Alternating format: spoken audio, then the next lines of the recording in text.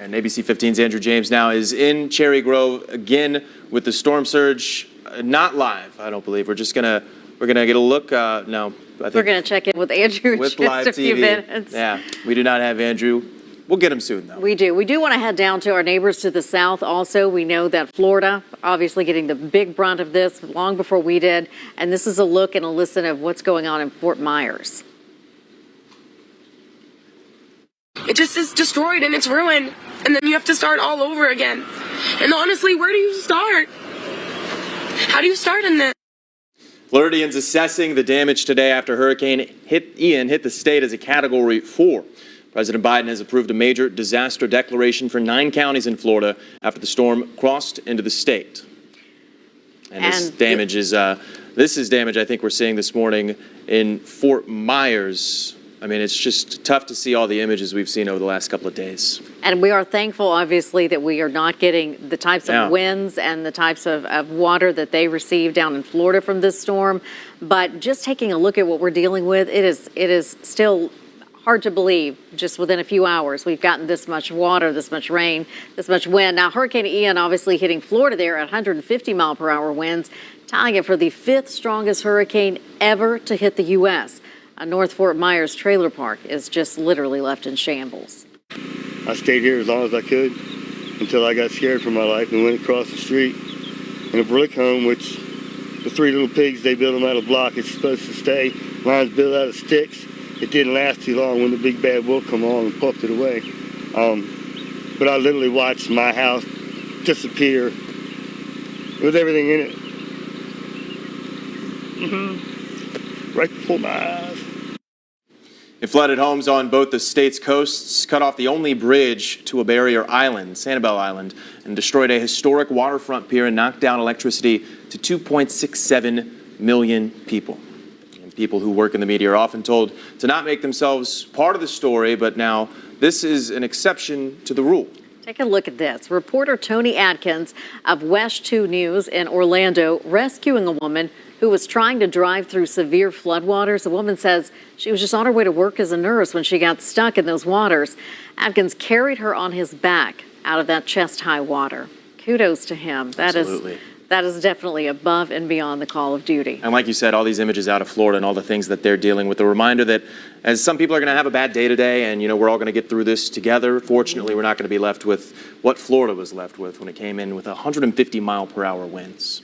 We do want to take a look at some of the video that viewers have been sending in for us. This is what Garden City is dealing with at this hour. The surge of rushing water under Water's Edge Resort. And, we also saw some of the local businesses. They had their sandbags. They were doing different things just to try to mitigate some of the damage that could be caused by the flooding. But when you look at this, there's only so much you can do. There is only so much that you could do. And we do hope that folks are definitely being safe out there and not doing much of that. Yeah, this right here. This is flooded roads through parts of Myrtle Beach. This is 3rd Avenue South and Ocean Boulevard. Myrtle Beach police say there is no reason to drive in these conditions. They're saying it. We've been saying it all day long. Just don't go out there, especially, avoid any clear roads if you can right now because we brought up the trees. But if it looks like this, there's absolutely no reason to go. And you have absolutely no idea how deep it is. Just taking a look at the Wicked Tuna, I was thinking maybe we were talking a foot of water.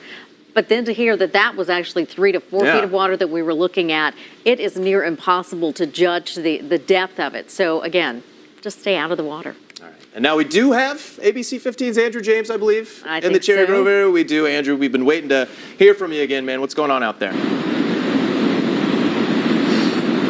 Yeah, Connor, Jim, we've since moved off the pier. We kind of deemed it was time to get off of that thing. It was severely damaged by the waves. As you can see, we are dealing with the storm surge here now in Cherry Grove from the ocean. Earlier this morning, we were talking to you about House Creek down there, and it's all the way in. That literally looks like just a river. What is actually supposed to be Lake Drive way down there, the storm surge has now come in the other direction and is impacting Ocean Boulevard here where we are at the Cherry Grove Fishing Pier. You can see right now as you come back to me, and I'm going to let you guys take a look at the parking lot here where you can see that water coming in. In fact, we just had another news crew out here and they got hit by a wave coming off of the dune. We decided not to even get near the beach. That's how bad this surge is coming with each single wave comes in. It's bouncing off some of these dunes. Most likely, these dunes over here at the Cherry Grove Fishing Pier, they're going to be compromised if this keeps up, and this entire parking lot, as well as this portion of Ocean Boulevard, is going to be underwater for some time. Some cars are slowly trying to get through the water. It's really not safe, but it's still traversable for those kind of taller vehicles, the trucks, the SUVs. That's the scenario here. We have water coming into Cherry Grove from both sides now. House Creek has been flooding Cherry Grove for several hours since high tide rolled around and that storm surge commenced in this area. Now we have this steady offshore wind that's pushing these waves that we were seeing 20 to 15 foot swells that have damaged the pier here in Cherry Grove and are now damaging the dunes to the point where we're seeing consistent storm surge coming in. In fact, boss probably not going to be happy to hear this. We're parked right now safely at the resort.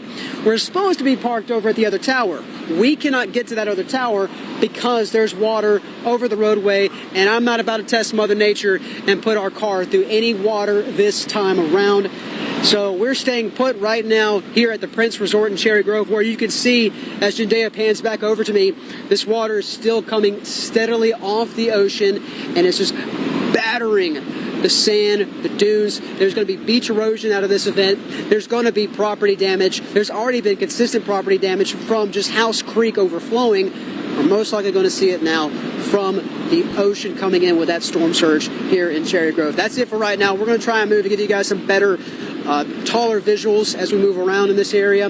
But of course, safety right now is the utmost importance for us here as things are starting to worsen even more in Cherry Grove. For now, live in the North Myrtle Beach area, Andrew James, ABC 15 News. Andrew, thank you. And mostly we're glad to see that he's off that pier. Off the pier. Yes. And I like that he said he's not going to try to damage the company car this time. Yes, this time. Lesson you learned once. You know, let's take a look too at the power outage maps, because as we continue to see these conditions worsen, this is obviously a number that we're not going to be shocked if these outages continue to go up. They're at OPCON 1 now for Santee Cooper. That means significant threat to their electric system, and effects are expected to be widespread. That's right. I think the latest numbers on Santee Cooper, over 100 still on the Grand Strand. They've gone up slightly. I don't have the exact total there.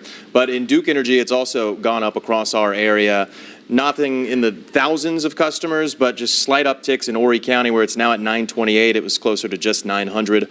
Last time we checked in on this, Dillon, 1,394 people without power. Again, that's up about 100. Same case in Darlington, where it's now up to 1,213. And Florence still hovering right at about 5,000 people without power. I don't know if I missed one. Marion County has actually jumped over 1,000 to 2,500 people without power there, according to Duke Energy. And so unfortunately, we're still at the stage where this is just going to continue to get worse. We heard that about an hour ago now in the governor's press conference, where they said these outages, they were at 69,000 statewide at that point. And it's not yet when they can really get crews in there and they can get things better. We're going to continue to see these numbers rise for a while. We are also starting to see more and more incident reports, trees in the roadways. We have that in Marion. We have it Dillon at I-95 and I-80 northbound, Ocean Highway in Georgetown, and over in Florence, Bethel Road at Nettles Road, tree in the roadway. And again, as these winds pick up, that is obviously something we're going to continue to see more and more of. And as it continues to make an impact here, you will, hopefully not, but the odds are you're going to see some damage in your community. If you're able to do so safely, we want to see pictures and videos from your neighborhood. So go to WPDE.com, upload those for us in our Chime In section so that we can share them with our viewers. Yes, and now we're going to take a look over North Myrtle Beach right now on the left side of your screen. That's the live shot atop the Ocean Drive Resort. And then on the right is what it looked like before 9 o'clock this morning. And again, every time we do these side-by-side comparisons, it really puts it into perspective, because it was already bad at 9. That was already worse and much higher than it normally is at that time when it wasn't exactly high tide yet. But you see the amount that it has risen in just the last couple of hours.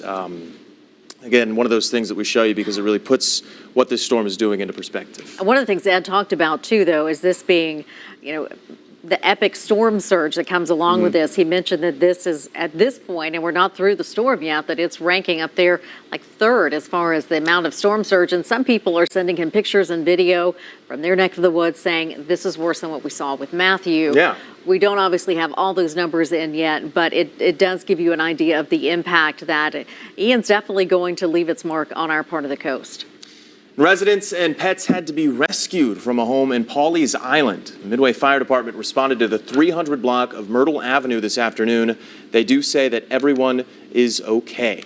That is a very scary situation, humans and pets there. So thankfully, everything is okay there. Now, ABC 15's Brandon Dunn taking to social media, showing us what they're seeing at Pawleys Island. That's where he is camped out for us today. He says the rain and the wind there are picking up. Local police are expected. They're closing the causeway there shortly. And we want to remind you, you can connect with all of our ABC 15 field crews. They are out in the field. We have some here in the studio with us for all of your updates. They are going to be posting videos and pictures and updates from local officials just as quickly as they can for you throughout the day. Again, we want to remind you, though, to know that it's picking up so much in Pawleys Island. We have the pier damage now. Parts of that pier is floating out into the ocean. Yeah, and we have ABC 15's Jenna Horezo on the phone right now in Pawleys Island. Jenna, what is the scene like there? We've been showing some pictures and we've been talking about it, but we haven't gotten a report from you guys in a while since it's really picked up.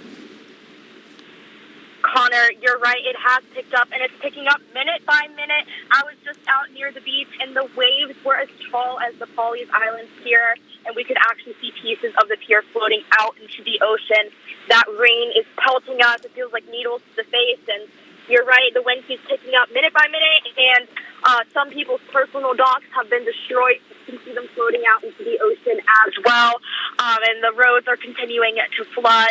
Earlier today, we were out by the North Causeway Road, and the water was up to our ankles, but now the road isn't even drivable. So definitely having a bunch of water come in, and that's the water spraying all over us, and it is getting pretty intense. This is about the time that Chief Meteorologist Piotrowski said it gets worse, and it definitely is. You can tell that the eye of the hurricane is coming through this area.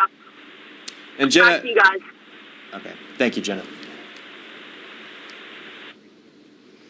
All right, we are being weather aware today with Hurricane Ian approaching the South Carolina coast. Again, if you look at the radar, it looks like it's actually already made landfall, but we are still waiting to get that official word from the National Weather Service on it making landfall. But regardless, we're going to be continuously working for you throughout this storm. And it is expected to make landfall really any moment now. And that's one of the things that Ed's been keeping a close eye on, working with the National Hurricane Center to see if they have officially called this yet, that it has made it ashore. But you can see just still the magnitude of the storm and the size of it, even though it's literally already crossed over Florida, gone back out into the ocean, and now we're seeing the remnants of it as well. Yeah, and you can see what we're talking about with the eye. It's kind of weird. It almost looks like there's 2 or 3 there. You don't know what's going on, but the eye, it points is over land, and then it points is still over the ocean, so that's why we still haven't gotten the official word on that. But right now, still a Category 1, still winds at 85 miles per hour, and we're going to be working for you throughout the storm day. We've got this whole team of reporters out in the conditions. You've heard from so many of them already, and we're doing this so you don't have to be out there. We can't stress that enough. We'll continue to update you on the conditions across the entire Carolina coverage area that we have. It is just after 2 o'clock right now, and we have been with you for the past few hours, and we will stay in wall-to-wall coverage until this storm is past our viewing area. So we want to head over now and check in with Chief Meteorologist Ed Piotrowski. So Ed, any update yet? Can we say that it's officially made it on shore?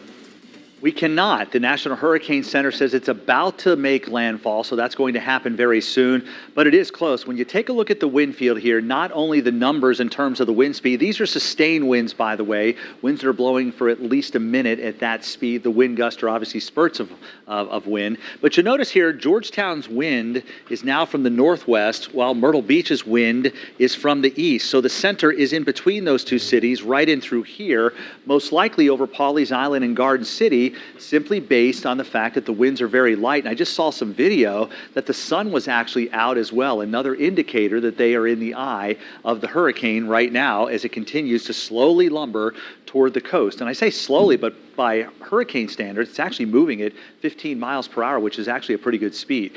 There again is where it's situated, right in through here. Let me go ahead and clear this for you. All right, I'm not sure how to clear, but anyway, you get the idea. How do you guys clear this? Can somebody help me out with this? Because I can't figure out how to clear it.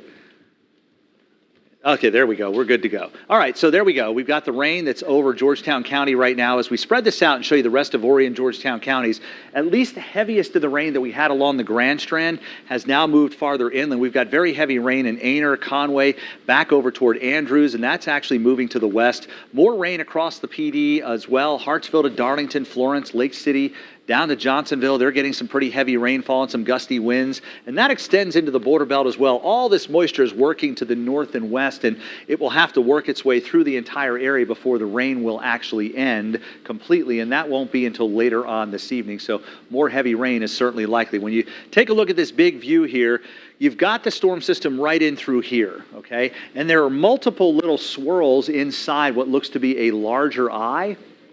So it's difficult to pinpoint precisely where the center of the eye is located, but the Hurricane Center does say that it'll come ashore probably right about there very, very shortly. Again, you see, here's the center. All the big-time rain has been on the west side of this system. There's hardly anything on the east side. Now, with that said, this is sort of like the eastern eye wall here. So as that comes back ashore, those of you on the central and south parts of the Grand Strand, the rain is going to pick back up, and you very well could get into some very strong wind gusts as this passes overhead, and still there could be some pretty decent wind gust even where it's not raining as we head through the rest of this afternoon. But the good news is it's on the move, and we'll be out of here sometime later on this evening and then eventually overnight. Now, here are the winds and the wind gusts. So the wind, the sustained wind is in light blue. Again, that's at least 1 minute of roughly the same speed. And then, of course, you have the wind gusts, which are spurts of wind. And gusting are actually steady at 24 in Myrtle Beach, gusting to 39 in Georgetown. 56 is the highest wind gust right now in Marion, and we're gusting to 51 in the city of Florence. Once again, in terms of our wind forecast, really from now through 6 or 7 o'clock on either side of the eye itself, obviously, if you're in the eye, you're going to have some calmer winds, but either side of that eye, you could get a wind gust well over 60 miles per hour. And, of course, a wind gust right along the coast up near 70 to 75 miles per hour. So still got a long way to go before we are in the clear, and things are going to get worse in some locations and eventually a little bit better in others. Here's a live view from our sky cam in North Myrtle Beach. And usually this is a fairly large beach, but it's completely covered up with water right now. The good news is, and Alex, you can take a look at this for me if you don't mind. I believe the tide has peaked, or the water has peaked in Myrtle Beach. It looked like when I looked at the graph, it had started to go down just a touch, which means the water is likely not getting any higher, but you can correct me if I'm wrong. Judging from the last reading of the gauge here, it did get, at least at Springmaid Pier, are you talking about Springmaid Pier? Springmaid Pier, yeah. Okay, yes, at Springmaid Pier, at least temporarily. And again, from our last check, I did say that it was rising. It likely is falling, but the gauge is lagged behind a little bit. It has a reading at around 1 p.m., and it's 2 p.m., but at 1 p.m. it was actually technically above major flood stage, but it makes sense considering some of the visuals we're getting out around the area. So, but it does appear that you are right, and when we get the 2 p.m. readings up, which might be a little lagged behind, we'll likely start to see that graph fall. Okay, all right, I appreciate that. And I'm going to touch base with some of the folks that live on the south end to find out if indeed the water has peaked and if it's receding at all. In fact, if you're watching us right now and you live down there in Murrells Inlet or Pawleys Island, feel free to email me, ed@wpde.com, or Facebook message me. Every time I go over to my Facebook, I've got to answer another, well, not necessarily answer, but at least look at 20 different messages. And I appreciate it because you're sending us phenomenal video and photos and ground truth reports. And that's what we need to know exactly what's going on in our area. So thank you so much for that. All right, that's everything I had for now. So let's toss it back to you guys, and we're going to find out if indeed the water has peaked and it may be slowly coming down. All right, Ed, thanks so much. We want to head out now and check in with Amanda Kinsett. She is in Surfside Beach, where earlier there were some trees down, and she was checking out that area. So, Amanda, where are you now, and what are the conditions like there? We are on Surfside Drive right now, and to be honest, we were trying to make our way north to the north end of Surfside Drive, but there's just so much going on, and there's so many different things. Yes, trees are down everywhere, branches, full trees, and then this is also what they're doing with. There's a tree right down here on this electrical line. So the wind is wild. If you can hear, It's very loud. You know, as opposed to Garden City where there's a lot of palmetto trees, there's palmetto trees here, but it's also these big, large, huge trees. I mean, take a look up here, and you can see them just swaying back and forth. When you came to us earlier, we were at, a couple trees that had gone down just in that little area. I think there were 4 that had gone down. One came down on the garage, the other 2 that we showed you, and that's happening. There are a lot of trees, and as a matter of fact, one of the neighbors said she was watching one of the trees just go back and forth and thought, oh my gosh, I can't believe that hasn't come down yet, and then it came down. So that is certainly happening here. Some of them are coming out by the roots, others are just breaking in half. The wind, the water, Surfside doesn't typically flood like Garden City, but right now, you guys mentioned before, a lot of Ocean Boulevard is covered with water, and we're not used to that. And the ocean is coming over through the beach accesses. That doesn't typically happen either. And we've seen a lot of people who are out kind of checking things out, and everybody pretty has the same consensus, like, wow, this is the worst we've ever seen it. And I guess I have to agree because, there's a lot of wind, a lot of stuff coming down, and a lot of flooding, too. Thank you, Amanda. And yeah, Amanda lives down there in Surfside, so she definitely, besides covering all these storms, knows what she's talking about in that community. And that backs up what Ed was saying, where we don't have the official water gauge levels yet, but so many reports of people who've been here through so many storms that this is actually worse than Matthew, maybe the worst that people have ever seen. And that's the difference too. We do have people that have made this their home, and they have good perspective when it comes to hurricanes and the damage that they can cause, to give us an idea of how this compares to previous storms. So thank you to everyone who has been sending us in those reports and sending us in images just to give us an idea of what you're seeing out there. No, we love it. Hop on, chime in, tell us on social media, any way you can get any safe videos to us. We really do appreciate it because it helps us inform everybody else out there. And here's another look now at what we've been seeing in Surfside Beach. This was spotted on Cedar Drive near Pine Street. This was back in the morning around 8 o'clock. One neighbor we spoke with says high winds caused the tree to fall into his neighbor's house. He says it knocked off their gutter. Just took it down. Luckily, I spoke to my neighbors. Nobody got hurt. Does look like it took a piece of the gutter down. And the trees are just so big. I mean, we're actually ducking for cover now out here as the wind is blowing. The important thing, like he just said, he says no one was hurt. The tree does have neighbors worried, though, what could happen as these winds have increased. And take a look at this. Goat Island is underwater in Myrtle's Inlet. The goats, of course, as we showed you yesterday, they were evacuated ahead of the storm's arrival, and thankfully, because it's non-existent out there right now. That's another shot, too, that shows you what's going on in Myrtle's Inlet, because we saw, I mean, if you could pan that camera to the right, you would see Wicked Tuna, where we saw that 3 to 5 feet as we were getting the report from our man Bryce out there of floodwaters. And this is the other side of the marsh walk, and you can see Goat Island normally right there, but it's not right now. Right now it's no island. So ABC 15's Andrew James, he has been out on the North Strand for us, and we want to head back in and check in with him. Now earlier he was out on the pier. Where are you now, Andrew? Jen, Connor, we are definitely off the pier right now. We were off when we went to you guys last as we were checking out the Cherry Grove Fishing Pier parking lot, seeing flooding, and we were actually getting yelled at by people over at the Prince Resort saying that the pier's gone, and we came out here and this is what we saw. In fact, the pier has collapsed in one portion. This is the Cherry Grove Fishing Pier, and a good chunk of it is gone, taken with the ocean. I shared an actual video on my Facebook page and my Twitter of the pier being taken by these huge swells we're seeing here. This is now yet another storm that has claimed a pier here on the North Strand. In 2020, Isaias claimed a pier just north of us here, and now Ian has claimed the Cherry Grove Fishing Pier. A big piece of this wooden pier is gone. It is in the ocean. It is now down either on the beach or further down south. I don't know. We didn't see how far it may have floated off, but it's gone. The pier has been closed for much of the day. We were on it earlier under the guidance and supervision of people here at the resort, making sure we didn't get too far out, and it's a good thing we did not, because Jen, Connor, maybe 15 minutes, we're talking maybe 15 minutes after Jendea and I were on that pier, it's now, a big piece of it is gone. Just to give you an idea of the devastation that's taking place here. I know it's a big thing. We don't want to compare storms, and I'm not going to try and compare the storms, but this is all very similar damage. That's what we saw when Isaias came and made landfall just north of us on Ocean Isle Beach 2 years ago. Hurricane Ian is definitely leaving its mark in Cherry Grove and in North Myrtle Beach this morning and afternoon. That's pretty much it for right now. We're going to try and find some more devastation to show you all. We're going to try and get some images and send you guys some more recorded video of what we've been seeing out here. But the ocean is definitely wreaking havoc up here on Ocean Boulevard, Lake Drive, as well as Duffy Street throughout many parts of Cherry Grove. Properties being damaged, beach erosion is taking place, and now a portion of at least the Cherry Grove fishing pier is gone. For now, live in the North Myrtle Beach area, Andrew James, ABC 15 News. So we are now dealing with not only the Pawleys Island Pier, now we've got the Cherry Grove Pier North as Strand well. And South Strand. And also, like you said, 15 minutes ago, he was on the pier. What was the first thing you said? Get off the pier, Andrew.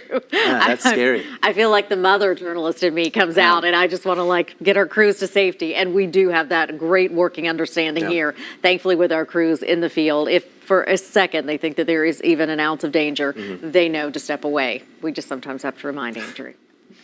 So President Joe Biden is, of course, sending federal help if South Carolina needs it. Yesterday, he declared an emergency exists in the state and ordered federal assistance to supplement state, tribal, and local response efforts due to the emergency conditions from Ian.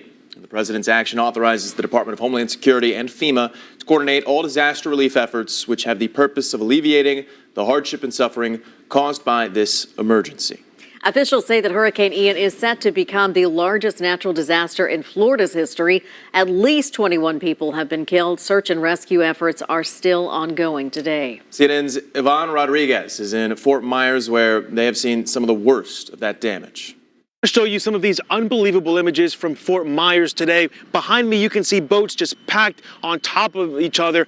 All of these were in the marina about 200 feet away. Heavy winds from Hurricane Ian brought them onto land. Not only are we seeing boats, but also concrete slabs that belonged to the dock that was also in the marina. We know that today, search and rescue efforts are continuing and crews are going door to door in order to perform wellness checks. In Lee County, where we are, we know at least 5 deaths are related to the storm.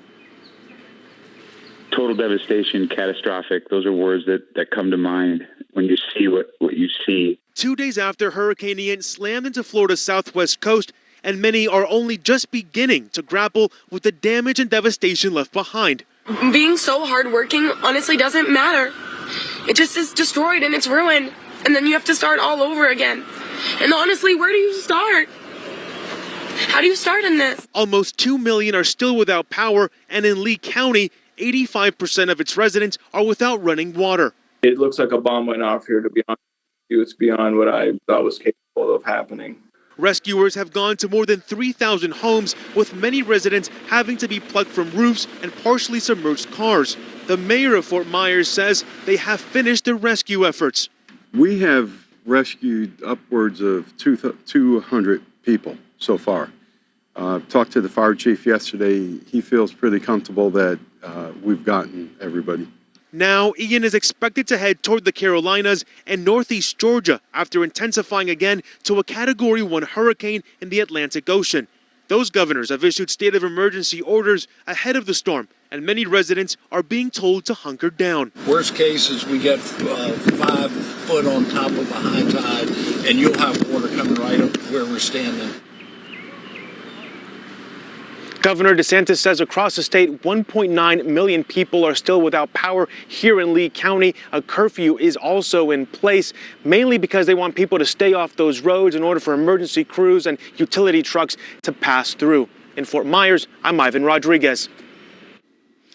And we want to also give you a quick look here at the Santee Power map, too, to show the outages. And we also want to let you know, our meteorologists are also letting us know within just the last few minutes, the National Hurricane Center has released information that Ian did officially make landfall in Georgetown at 2:05, 85-mile-per-hour winds as a Cat 1 storm. That's the first one since Matthew to actually make landfall in South Carolina. And again, looking at these power outages maps that this hurricane in South Carolina has brought us, over 100 there along the Grand Strand with Sandy Cooper. Duke has had the highest numbers that we've seen so far today. That's because they have Florence covered. The good news there, a couple have been restored. Last time we caught up on Duke, it was over 5,000 in Florence County without power. Now it's down to 4,820. So hopefully that's a sign that power can come back on for more people. You're still looking at over 1,000 people in Dillon County, but a big improvement in Darlington County too, looking at these Duke numbers. It was over 1,000 and now it's down to just 88 people. So crews are doing the best they can right now. Yeah, Marion County over 2,500, Horry County still hovering just below 1,000, and then the Horry Electric just, of course, dealing with Horry County.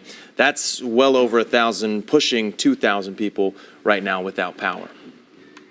And we also want to head back out to our crews right now. Or do we want to get to the... Okay. So we, of course, we do want to remind you that if you do lose power in this, the storm is ashore, but it is certainly not completely out of our neck of woods yet. No. There are some things that you can do just to make sure that you and your family stay as safe as possible.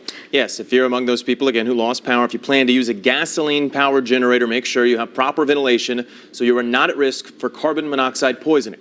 You should also unplug any small appliances that don't necessarily need to be plugged in, as any power surges that occur when the power comes back on happen, they could end up fried. And unplugging appliances also reduces the risk of fire. And as Ian does make its impact here, you may see damage in your community. And if you were able to do so safely, share your pictures and videos with us. And a big thanks to all of you who already have. Head over to WPDE.com and upload them in our Chime In section. And this video right here really shows just how bad the conditions are. This was following the rescue on Myrtle Avenue and Causeway. No injuries reported in Pawleys Island, but as you can see, or you could see, it could have been a lot worse out there. Look at that level of flooding in the roadways. And this is what is just in front of the town hall in Pawleys Island. This is what it looked like. Police posting this picture of someone's dock blocking the North Causeway. And, you know, Andrew also mentioned that as well, even at Cherry Grove. Obviously, we just saw a big chunk of the main fishing pier there gone. Wow. But also, he said he has seen individual people's piers just floating down. And he said that, and he said when he was down there on this pier not too long ago that he was seeing like 15 to 20-foot waves. And look at the size of this, because, I mean, that would have been over Andrew's head when he was out there. That's just... The amount of power we're seeing coming off the beach right now everywhere, South Strand, North Strand, and Myrtle Beach, it's just incredible. And as we do see the power outages, more than 2 million people are in power in Florida are still without power, and search and rescue operations are currently underway there. So far, 21 people are confirmed dead. No deaths have been reported in South Carolina. ABC's Justin Finch has the latest. Ian is zeroing in on the Carolinas today, bringing its wrath to even more people. The governor of South Carolina issuing a state of emergency. The monster storm making history as one of the top 10 strongest on record in the United States after making landfall in Florida Wednesday. In southwest Florida, desperate search and rescue missions still underway. In addition to the rescues yesterday, rescue personnel have gone to more than 3,000 homes in the hardest hit areas, going door to door to check on the occupants of those residences. There are over 1,000 dedicated rescue personnel who are going up and down the coastline. Paging Navy's here for you! This woman and her mother stranded for 24 hours, standing on top of this car as water levels rose. Scared to death. I thought I was going to die right there. And the car was like wiggling while we're both holding on and holding the dog in the middle. Ian destroying homes and swallowing entire neighborhoods in record-breaking storm surge. I'm homeless and scared. Boats floating through a neighborhood. Those 4 boats. 1,000 FEMA personnel deployed, supplying millions of liters of water, meals, and hundreds of generators. About 2 million people still without power.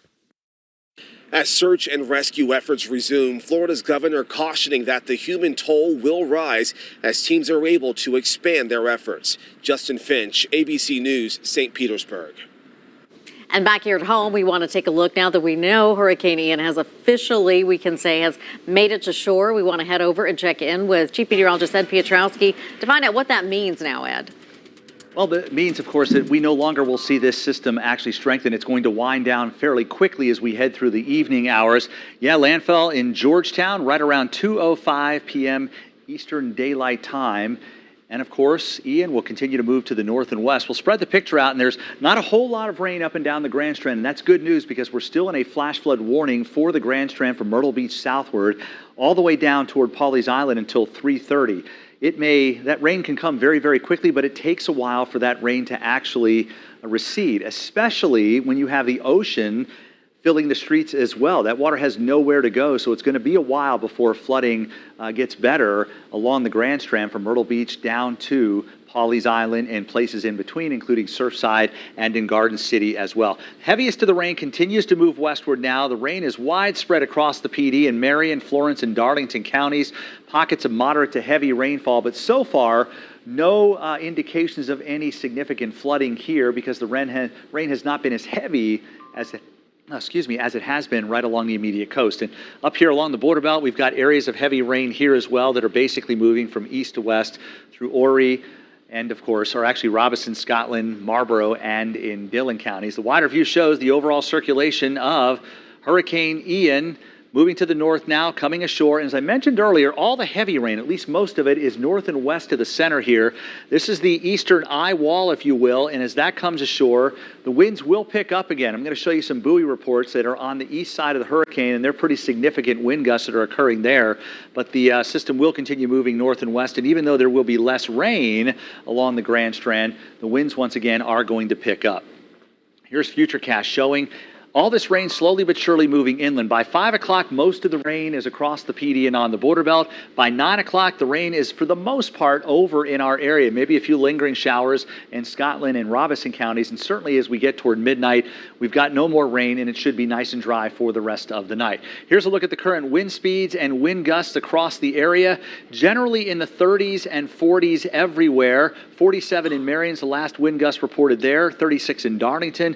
We've got a 48-mile-per-hour wind gust right now in the city of Georgetown. But take a look at the buoys here on the east side of where Ian actually made landfall. The winds are back to sustained at 43 miles per hour and gusting to 56 in Edisto. So if the winds are light where you are right now in the south end, we've had several folks in Pawleys Island and Garden City basically tell me that it was pouring rain and the wind was howling.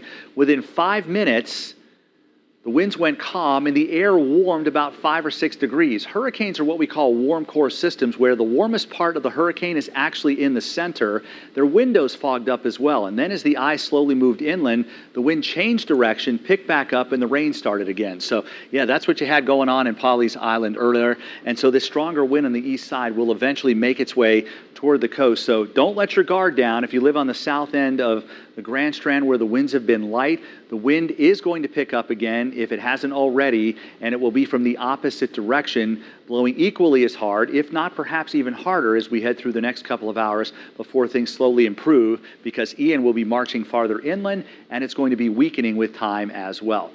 All right, here's the wind gust forecast. And again, we're going to keep it around 60 for gusts right on through the rest of the afternoon and early evening.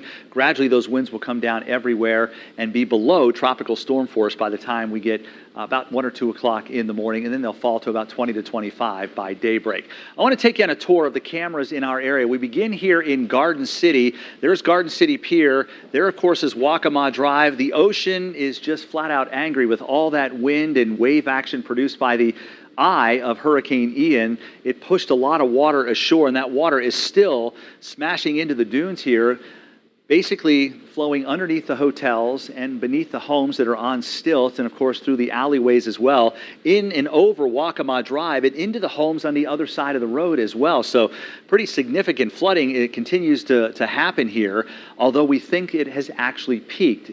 We saw on a gauge out of Springmaid Pier that we've passed the peak, and it's still pretty high, don't get me wrong, but at least we're not inching up anymore. We're slowly beginning to inch down. That's still going to take a while for that water to actually recede. So that's Garden City. Let's head up the coast just a bit and show you Myrtle Beach and show you what's happening there. And in the city of Myrtle Beach, right where our Springmaid Pier camera is located, you can clearly see here, and it's going to come up here any second, I can promise you that, the water is still just roaring ashore. All this white you see here is just sea foam from the tremendous waves that have been rolling ashore. It does look like our camera has been stuck there, but you get the idea. It's just nasty with no beach being shown at all. If you're familiar with this camera, when we show it to you on a calm day, there's quite a bit of beach, but that's not the case right now. Here's North Myrtle Beach, and North Myrtle Beach has a really big beach.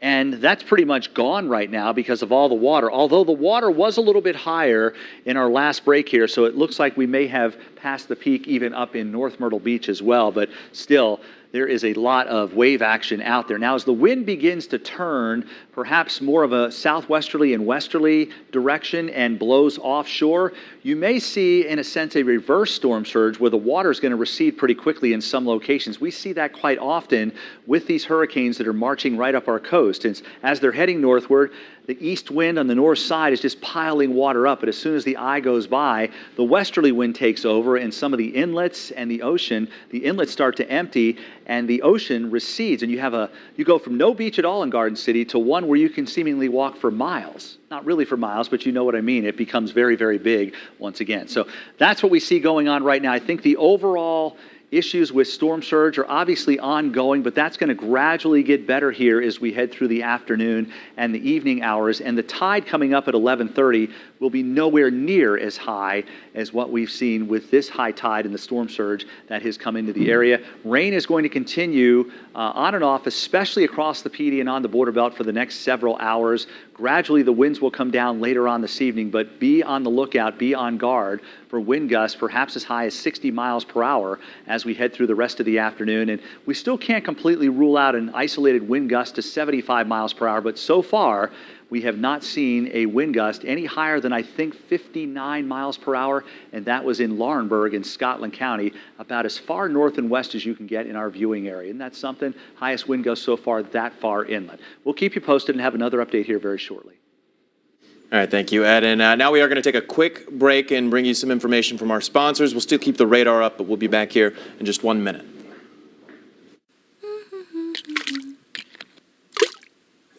All stopped up? Call Vines. Smoking AC? Call Vines. Water or fire damage? You must call Vines. Vines can handle all of your home repairs. They know when you're in a bind, call Vines. At Lennox Roofing Solutions, we service both HOAs and residential homeowners. Our core values and our why statement are the basis for how we operate, and that's what sets us apart from other roofing companies. To operate using old-fashioned values so that the customers we serve experience quality and the peace of mind of working with a reputable contractor. Doing things differently has allowed us to obtain one of the highest certifications in the roofing industry, Owens Corning Platinum Preferred Contractor. We're locally owned and operated and specialize in storm damage. Lennox Roofing Solutions. Give us a call today.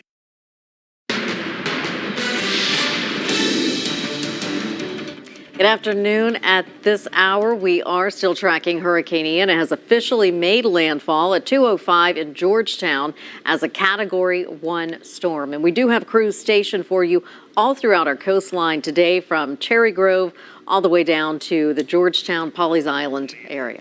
Yeah, I mean, if you're just joining us, we've already seen 2 piers in our area sustain some pretty significant damage, both on the South Strand and on the North Strand. Andrew James was on the Cherry Grove Pier, and not 15 minutes later, he saw a chunk of it collapse. And then earlier than that, the Pawleys Island Pier, part of it totally washed out. So we've been seeing damage. We're going to continue to cover this for you. But right now, we are going to check in on the South Strand. I believe in Surfside Beach, we have Amanda Kenseth live. Yes, still in Surfside. And, you're speaking of the piers. We have been trying actually to get to the Surfside Pier just to check on it. They're building the new pier, but we haven't been able to get there because of all the flooding in the roadways. From what I understand, it's still doing okay. Fingers crossed, we'll knock on wood for that. But that's how we wound up here, and some nice gentlemen let us come up here on their balcony so that we could give you an aerial shot of what's going on here in Surfside with all the water. So, for one, we've got the ocean water coming off through the beach accesses, and then we have a couple lakes over this way. So you can see, there's so much flooding over here. A huge portion of Surfside Beach is literally closed off because you can't get through, or at least you shouldn't get through. Some of the cars that are driving through, of course, are, moving that water and pressing that up against the homes that are nearby. But you can see out there, there's trash cans floating and recycling bins, and, there's been some debris, some wood. But it just, as far as the eye can see, that's how far the flooded area is. So really a lot of blocked off roads here in Surfside. And I'll be honest, we're not really used to this. This doesn't often happen. I haven't seen this much flooding in the Surfside area. Garden City, of course, yes, Garden City floods. It's a very low-lying area, and, it was expected to flood. But I think this just kind of came out of nowhere. I, for one, am surprised at all the flooding. So, people have been out walking. You can see there's a car driving through right there. That'll kind of give you a reference point of how deep that water is there. As you move out further, it gets even deeper because that's closer to the lake. And again, of course, the wind too. I lost my hat, so and it took off in the water and floating down. So obviously the wind is a big problem here too. We've shown you the trees that are down on the power lines and trees that have fallen down all over the place. That's been happening a lot. So for the people who are outside, they do need to, I guess, look out and be careful. You never know when a branch or an entire tree is going to come down. There's somebody backing out right here. But again, just talking with a lot of people, everyone's kind of surprised at the effects that are happening right here in town. Amanda, we appreciate your perspective there, and we do certainly hope that folks will heed the warning. Let the water recede a little before you get out on those roadways because, again, it's very deceptive how deep some of these areas can be. Absolutely. And now we're going to take a look here at what we were just telling you about before we went to Amanda. This is the Pawleys Island Police Department tweeting the end of the Pawleys Island Pier has collapsed, and you see it there in the water. Pieces of the pier were floating south out into the ocean. So one of the things, too, we've been talking about the storm surge and what could possibly, by the time it's measured and the official recording goes down, this will be historic storm surge.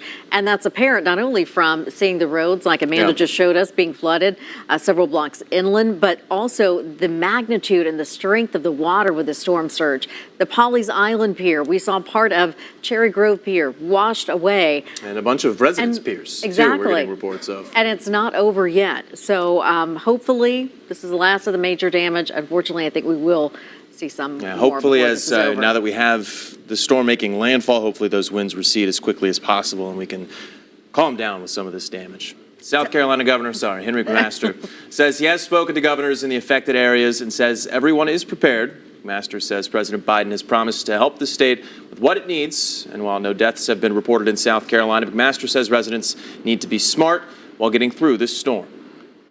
When the storm seems to be receding in certain parts of the state and is moving on to others at hurricane speeds, this is when people normally get careless, get hurt, and unfortunately often lose their lives. So don't forget that human error is the deadliest thing that we have. Misjudgments, miscalculations.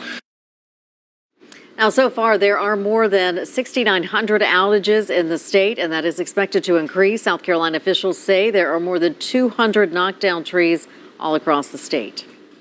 And to the PD now, where ABC 15's Tanya Brown is driving back to Florence. This is a live look of her driving here. She's on her way back from Hartsville. She was checking on some storm damage in that area right there, but you can see the PD hasn't gotten the brunt of things on the storm surge front, obviously, or on the flooding front that we're seeing on the Grand Strand, but still the amount of power outages that we've seen, you can still see some pooling water in roadways, and most importantly, the wind. Like Ed said, the strongest gust we've actually seen was further offshore than you'd expect, so the PD has not been any exception to that. You can see the trees moving there. And we certainly hope that this is a safe drive for Tanya. She is continuing to stay out on the roadways for us to check on some more storm damage and some different situations developing across the PD. But again, trees down. That seems to be the big problem in that part of our viewing area today. Yeah, I think last check that I had, it was 31 since noon that we've seen. I mean, there's more that we saw this morning, but you'd hope by now somebody got them out of the way. But since noon, 31 down in the PD in the Grand Strand. We want to head back out now to Myrtle Beach and check in with ABC 15's Emma Parkhouse. She is covering that area for us. And when we saw you a little bit earlier, you just talked about the magnitude and the force of the waves crashing over the dunes there. Jen, that's right. We want to take you back over the balcony. We're still here in the hotel because it is a little unsafe to be down there right now. Those waves are still coming in, and honestly, the camera doesn't even do it justice. These waves are huge and they're strong. The dunes are completely washed out, just like they were when we checked back in with you last. You can't even see some of that debris and stuff that we were showing you last time, like the chairs, the signs, some of those wood things, because they are getting absolutely pummeled by that water. They are covered, and the water you can really see here by this deck.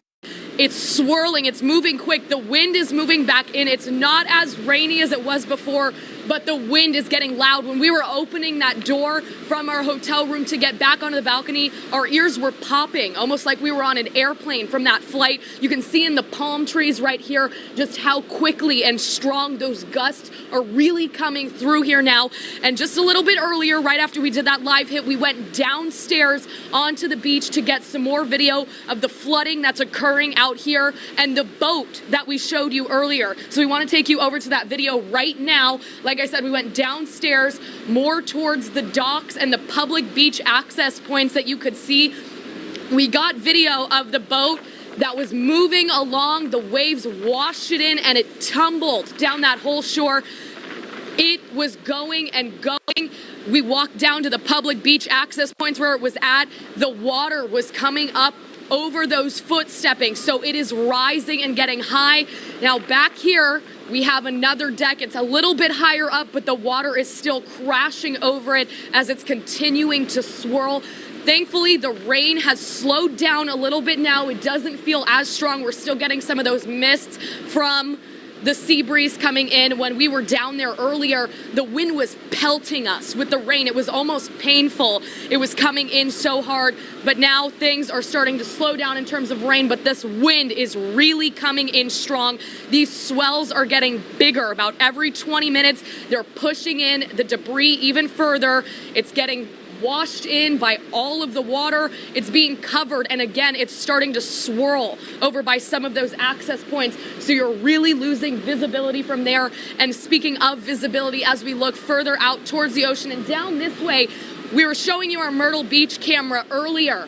It was absolutely covered. The beach is gone. The dunes are gone. The visibility is very, very low here. We can just see a little bit of the pier, but again, going down that whole way, you can see all of those swells and those gusts coming in through here. We'll continue to get more video and keep you updated as we see things here in Myrtle Beach. Live in Myrtle Beach, Emma Parkhouse, ABC 15 News. Emma, thank you so much. That storm surge, again, the story from that part of our viewing area right now, just seeing that magnitude of water come ashore, taking over the dunes there as well. Yeah, and we've brought it up before. South Strand, North Strand, maybe more prone to flooding than Myrtle Beach, but to see it make its way over the dunes, that shows you in Myrtle Beach, it's not something you normally see. So it shows you the power as opposed to the complete takeover that you've seen happen on the North and the South Strand. It's going to be a massive effort, though, cleaning up from some of these floodwaters and some of the damage. And actually, in some areas, that has already started today. The Myrtle Beach Public Works Department,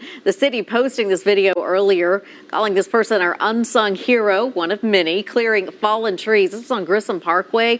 Officials say the tree was cleared in less than 3 minutes. The left lane in the southbound lane there at Grissom Parkway near Myrtle Beach High School is now cleared. It is open.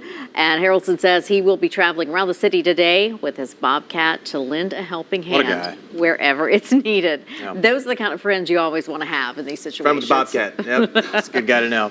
And new pictures are coming in from North Myrtle Beach Fire Rescue. Officials say that North Ocean Boulevard, South Mountain Highway, both flooded, as well as much of the First Avenue in Cherry Grove. And I mean, that is extensive flooding. The last photo, much more so than this, but still, you see how widespread it is, where it's not just, that First Avenue there right up on the beach. And they just, again, the other important thing, and we will continue to tell you, but they also want us to stress again, stay off of flooded streets, because the other part is you're taking some of these first responders away from helping in other situations if they are having to go out and rescue people, because they are out driving and just checking out the scenery, when quite frankly, it's just not safe to do so yet. No, and that's what Governor McMaster and all the state officials have been saying all week in their press conferences.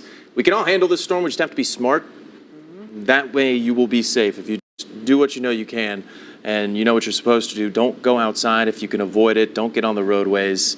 We'll all be all right. And now we're going to take a live look over Georgetown right now. On the left is a live shot atop the SC Maritime Museum, and on the right is what it looked like just before 9 o'clock this morning. So Georgetown, I can't tell from here if, I don't believe that's any flooding happening, but they've gotten a lot. I mean, the eye passed 40 minutes ago, just over Georgetown as Ian made its way onto land in South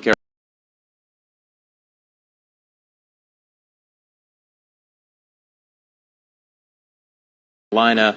Fortunately, it doesn't look like they're dealing with any flooding, particularly on that street right there. But of course, I'm sure they're getting a brunt of it just as most of our coast is. They did. You know, we heard from Scott Eisberg earlier with our sister station down there. And one of the things he was seeing, that one family and a tree fell into their home. And they were fearful that just the shock from that had sent their father to the hospital. So they had family members trying to evacuate a home with a tree on it, and also try to get a loved one to the hospital to have him taken care of. And so, again, we are seeing the power of the winds coming through, leaving that kind of damage behind. And unfortunately, some people will be cleaning up and hopefully finding something they can salvage after the storm. Absolutely. The wind and the rain making their impacts felt. The Georgetown County Sheriff's Office is providing an update on what they're seeing. Mayor Brian Henry reports the island is experiencing king tide level with highs still 2 hours away. But this was 4 hours ago, so let me correct that. Highs happened 2 hours ago. But they say about 900 people are out of power in Georgetown, and down limbs and power lines are being reported throughout the county. The Sheriff's Office says the greatest wind impacts for Georgetown are expected to be around 4:30 p.m. And we just heard, I got an email from Simon Williams. He's also working behind the scenes right now, too, getting some more information for us. And he says power outages, obviously within the thousands, but the most single area with the most outages right now, that's Litchfield in our immediate area with Santee Cooper, 4,000 in that area. Pawleys Island, he said just a few minutes ago, under 6,000 customers without power. So as we continue to see the impacts from Hurricane Ian across our area, those trees down, blocking several roadways as well. Natalie Spalla with our Sinclair sister station is actually in Georgetown near Belle Isle, showing us what people there are all seeing.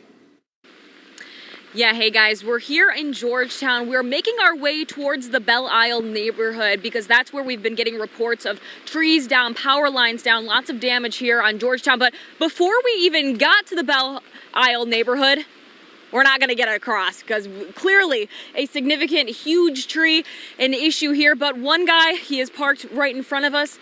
He's going to try to move this tree. So best of luck to you. Do you have some sort of a game plan here?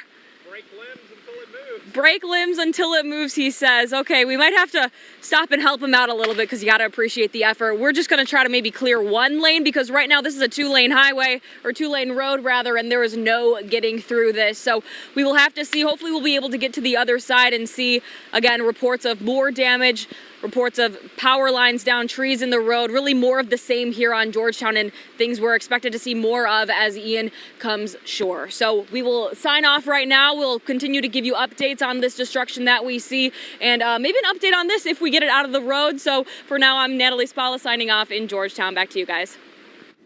Natalie, thank you. We also want to give you a look from our Garden City sky camera earlier today. This truly shows you the magnitude of the flooding taking place there. Heavy wind, heavy flooding in that area for most of the morning. And as we expect those winds to pick up now that the hurricane has made landfall, it'll be interesting to see what takes place here over the next few hours. Sandy Cooper is reporting now, I believe, still just at 100 or so along the Grand Strand, over 100. I don't know the exact number, but everybody locally contained to the Grand Strand for Sandy Cooper power outages. And with Duke Energy, again, that's where we've been seeing the most. Florence County has been getting the brunt of it. They're back over 5,000 people without power. Marion still over 2,500. Dillon approaching 2,000 now. The best situation has been in Darlington, where it was well over 1,000, and now it's at 675. Horry County still hovering around 1,000 people without power as well. And taking a look, too, at the Horry County power outage map. We've been talking about all of these, and this is where we also saw quite a few earlier. Yeah, this has jumped a lot because now there's over 3,000 in just one of the areas. If you can see the red dots, the big one's at 948, but just below it is 2.6 thousand. And there's multiple other with hundreds there. So I can't do the math off the top of my head, but thousands of people with the Horry County Electric Cooperative also without power right now. And we do know that they have also been dealing with some downed limbs. That was as of 8 o'clock this morning. They were already starting to get some downed trees and limbs that they've been dealing with there. So again, when it gets to the point where it is safe to go out and start doing some of the cleanup, we know that those crews are stationed, they're in position, and they are ready to go. They will be on top of it. And if you do lose power, we do have some tips for you, of course. These are just things to keep in mind. And we know a lot of you have heard this before if you've lived through these storms, but do remember the importance. If you use gasoline-powered generators, make sure that you have proper ventilation so you're not at risk for any carbon monoxide poisoning. And unplug those small appliances that don't necessarily need to be plugged in, because any power surges that occur when the power does come back on, those can be fried. And unplugging appliances, it also just reduces your risk of having a fire. And now this, I believe we're going to take a look at, is what storm chaser Chris Jackson with Live Storms Media is seeing right now in Georgetown. Chris, you're on the phone with us. What's going on? Why are people outside here? All right. Good afternoon, guys. I'm sitting here in Garden City. I'm on Calhoun Drive near Sundial Lane. And looks like the storm surge is starting to recede a little bit. It's come down about 1 to 2 feet here since I've been sitting here. But just checking out the huge waves at the end of the street here. If these people clear out the shot a little bit, while I still got you guys, you can see the wave action down here past the condos on the beach is just absolutely giant. But it's just people checking out the storm surges. It's starting to recede here. Now, are you familiar with this area? Is this a place where you have been, where there have been storms in the past? Oh, yeah. I've been up here for the last couple storms that came up the Grand Strand. Outages in 2020, 2019, Dorian also. So, yeah, pretty familiar with this area in general. So how does this compare for you, Chris, what you've seen in the past as opposed to what you're seeing today? So today is, especially down here on the south side of the Grand Strand, from Garden City South through Litchfield down to Pawleys, is definitely some of the worst storm surge I've seen. I got a little bit of storm surge, in Cherry Grove back in with East but it wasn't nothing of this magnitude. As you go further south down toward Georgetown, the storm surge seems to get more and more significant as you go south. Interesting. So how far, what areas have you been to and visited and kind of surveilled today so far? Right. So I started in Charleston this morning. I left Columbia, where I live, about 6 a.m. and I started in Charleston. I've worked my way up the coast, as the day's gone on. Spent a little bit of time in Georgetown, also Pawleys, Litchfield, and now I've made it up here to Garden City. And so you have seen the storm surge. It's decreased a bit as you've come north along the coastline? Yeah, it's definitely receding now. Like I said, it's come down maybe we're getting a 2 to 3 foot of recession now since I've been sitting out here watching it. And the Horry County police officer that's sitting right here beside me, we've gotten to get a little bit closer to the ocean over the past 20 minutes or so as it started to recede out. Hey, well, that is good news. Thank you, Chris, for speaking with us here, and thank you for joining us. Hope you continue to stay safe out there today. Yeah, and do call back in. We want to see how that water continues to change for them in that part of our viewing area. Thank you, Chris. And we also want to take a look at some of the rain totals from today. Sydney Madison joins us with a look at those numbers. So what is it looking like out there, Sid? Right now, we're, of course, seeing more of that rain accumulating. I checked back in maybe about 2.5 hours ago, and these numbers were in anywhere from around 2 to 4 inches was the main. It's been no contest that Pawleys Island has gotten the most amount of that rainfall. Right now, over 11.5 inches has fallen in that area. The rest of us seeing those rainfall totals, 6 inches from Socastee to North Myrtle Beach. That's almost a foot of rain in Pawleys Island, half a foot in those other couple of spots. Even as we go toward Cherry Grove, 6 inches of rainfall. And then looking towards some of those lesser numbers in the area, but still pretty high out there. We're looking at almost 5 inches of rainfall in Conway and just over 4 inches in Georgetown. Nowhere seeing even less than that. So everywhere getting right about a half of a foot all the way to almost a foot in Pawleys Island. And as far as any river totals or river flooding that we're looking at, most of the area not expected to flood. We have a couple couple of areas like the Great PD River that we could expect to get to that minor flood stage, along with Black Creek at Quinby. That's another spot. The only other area we've looked that's gotten a little bit higher here was in the Little PD River, and that's just below that action stage. So definitely something to be aware of if you're living in any of these areas. If we travel through any of these areas in the next couple of days, we will be watching those river levels just continue to either crest or start to fall as we head through these next few days. We're keeping our eye on especially those areas that have made it to that minor flood stage. Jen and Connor? All right, Sid, thanks so much. Nearly a foot of rain in Pawleys Island. That is crazy. And I mean, we've seen it out there. That is remarkable, and we'll, of course, continue to keep an eye on those totals for you. You know, agencies from across the state, they are certainly ready to respond just as soon as Hurricane Ian moves across the state. Extra manpower and equipment are on standby to help wherever it is needed. According to government officials, the National Guard has 90 service members and 11 helicopters ready to respond. The Department of Transportation has over 2,000 crew members ready to remove any debris from state roads. And DHEC has over 100 staff members on standby for any health concerns out there. So as we've been saying, we've been talking about the downed trees, the power lines, everything like that. People are helping as much as they can, and whenever they get the okay, everybody will really hop in here and make things better as quick as they can. And as we heard in the governor's news conference earlier, we heard the representative from DHEC mentioning, you know, at this point, all of the hospitals across the region still open for business, but a lot of the urgent care, some of the smaller places like that may not be open today because of the conditions. So keep that in mind if you do have a medical emergency to call before you go when it is safe to get out on the roadways.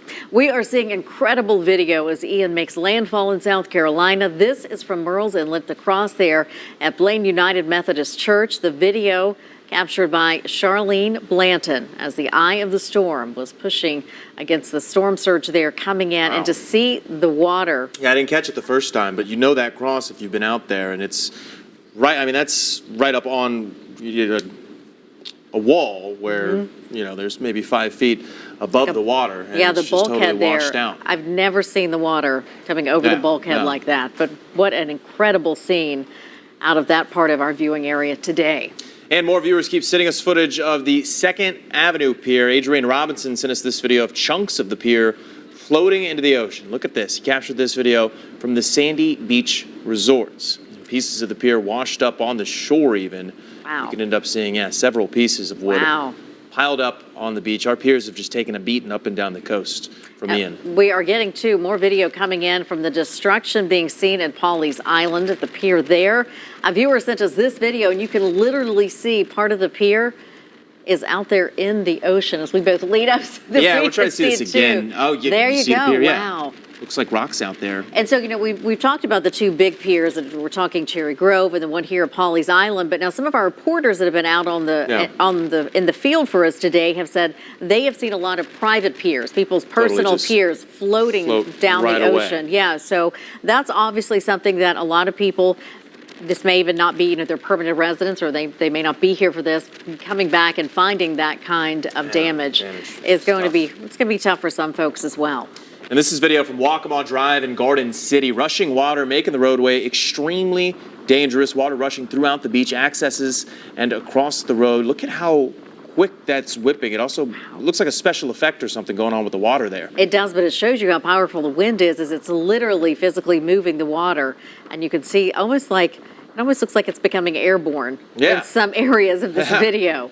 So you don't want to mess with this at all, even if it's just 6 inches and you think you can walk right through it. When it's like that, it's dangerous to anybody. And as Ian does make its impact here, you may see damage in your community. Now, if you're able to safely capture videos or pictures of it, share it with us. Head over to WPDE.com, upload them in our Chime In section. And we're hearing reports of a rescue in Myrtle Beach. Crews had to rescue 4 people who were trapped on the 2nd floor at a motel at 4th Avenue South. Meanwhile, Myrtle Beach Fire Department is reporting the Twilight Surf Hotel has lost a portion of its roof.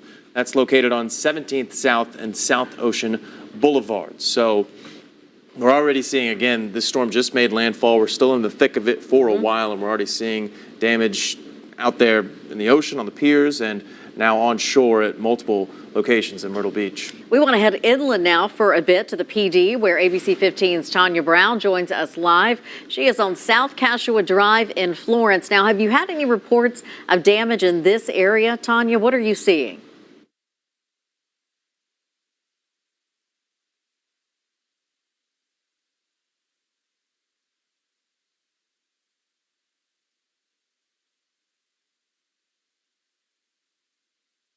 Now? Okay, good. You can hear me now. Thank you. Sorry about that, guys. Live TV here. But I am here on South Cashua Drive at West Evans Street in Florence. And Jennifer, you were asking if there's any damage. Right here in this area, no, there's not any damage. But take a look here. We have 2 officers sitting here with Florence Police because power is out. Okay, the traffic lights are out, and these officers are sitting here sort of manning the intersection, a very busy intersection, to make sure that people are safe as they travel through here. Now, I just got here from Hartsfield. That's about 45 minutes away, and I can tell you there is a lot of ponding or standing water on the road. Now, the roads are passable, but you really have to be careful as you're driving, because sometimes the wind gets so strong it will shift your car if you're not paying attention, if you're not having both hands on that steering wheel. Now, as I got closer into Florence, you could see where the wind was starting to pick up, and you could see more debris along the roads. That's just like tree branches and things like that. But there are several roads that have complete down trees across them over in Marion County, lots in Darlington County, Marlborough County, and over in Hartsville. Now, I talked with Darlington County emergency management officials and the fire chief over there, and they tell me that parts of Una Road is in Darlington County. I'm told that road has some flooding, and the South Carolina Department of Transportation is heading to check things out. All right, you asked about damage. All right, I do know that a friend, she says that a tree fell on her house. She sent me a picture. This is over in Timmonsville, and she says, Tanya, I am very scared. I don't know what to do. And she's hoping that things will not get worse, because with this tree down, she doesn't know what she will do at this point. And just a few miles from here, another friend called to tell me that her son, that a tree fell on top of his house. Now, the good news is that they're all okay, but as you can imagine, they're very worried and they have a lot at stake here. All right, I'm told that these officers are going to be here at this intersection and the one down the street here, manning things again, just to make sure that people are traveling through, because there are several traffic lights out all over the PD, not just here in Florence, and there are several trees that are down across the road. So please be careful. And as you've heard it a million times, if you can stay in, stay in. If you have to come out, please, please, please drive careful. For now, live in Florence, Tanya Brown, ABC 15 News.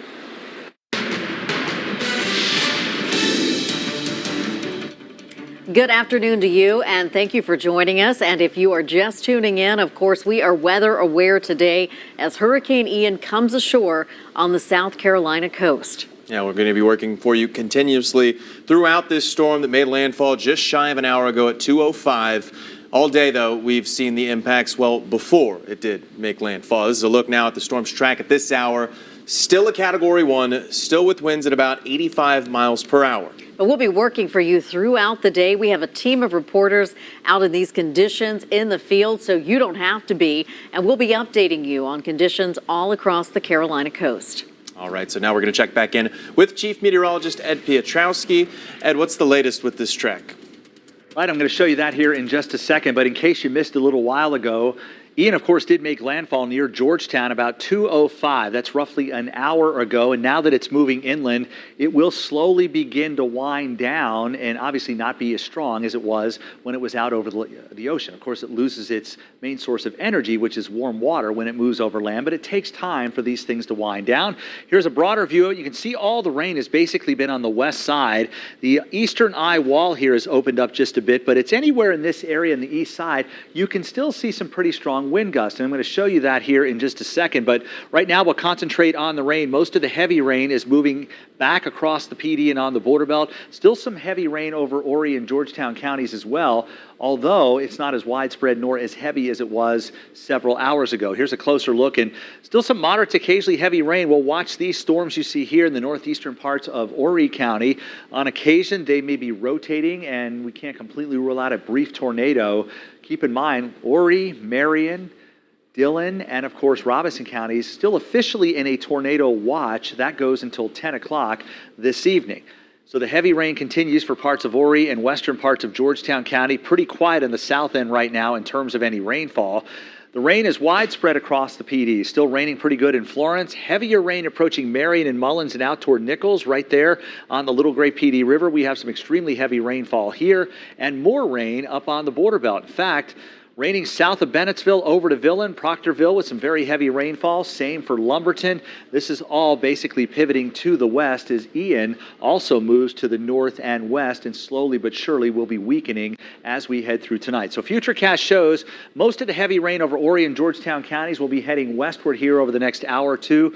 Most of the rain may be over with for the Grand Strand by 5 o'clock, couple of more hours. Across the PD and on the border belt, your rain will end from southeast to northwest from roughly 5 or 6 o'clock in the evening up until about 9 o'clock. And then any rain that's lingering will be gone by the time we get to midnight. It's nice and quiet in terms of rainfall for the rest of the night.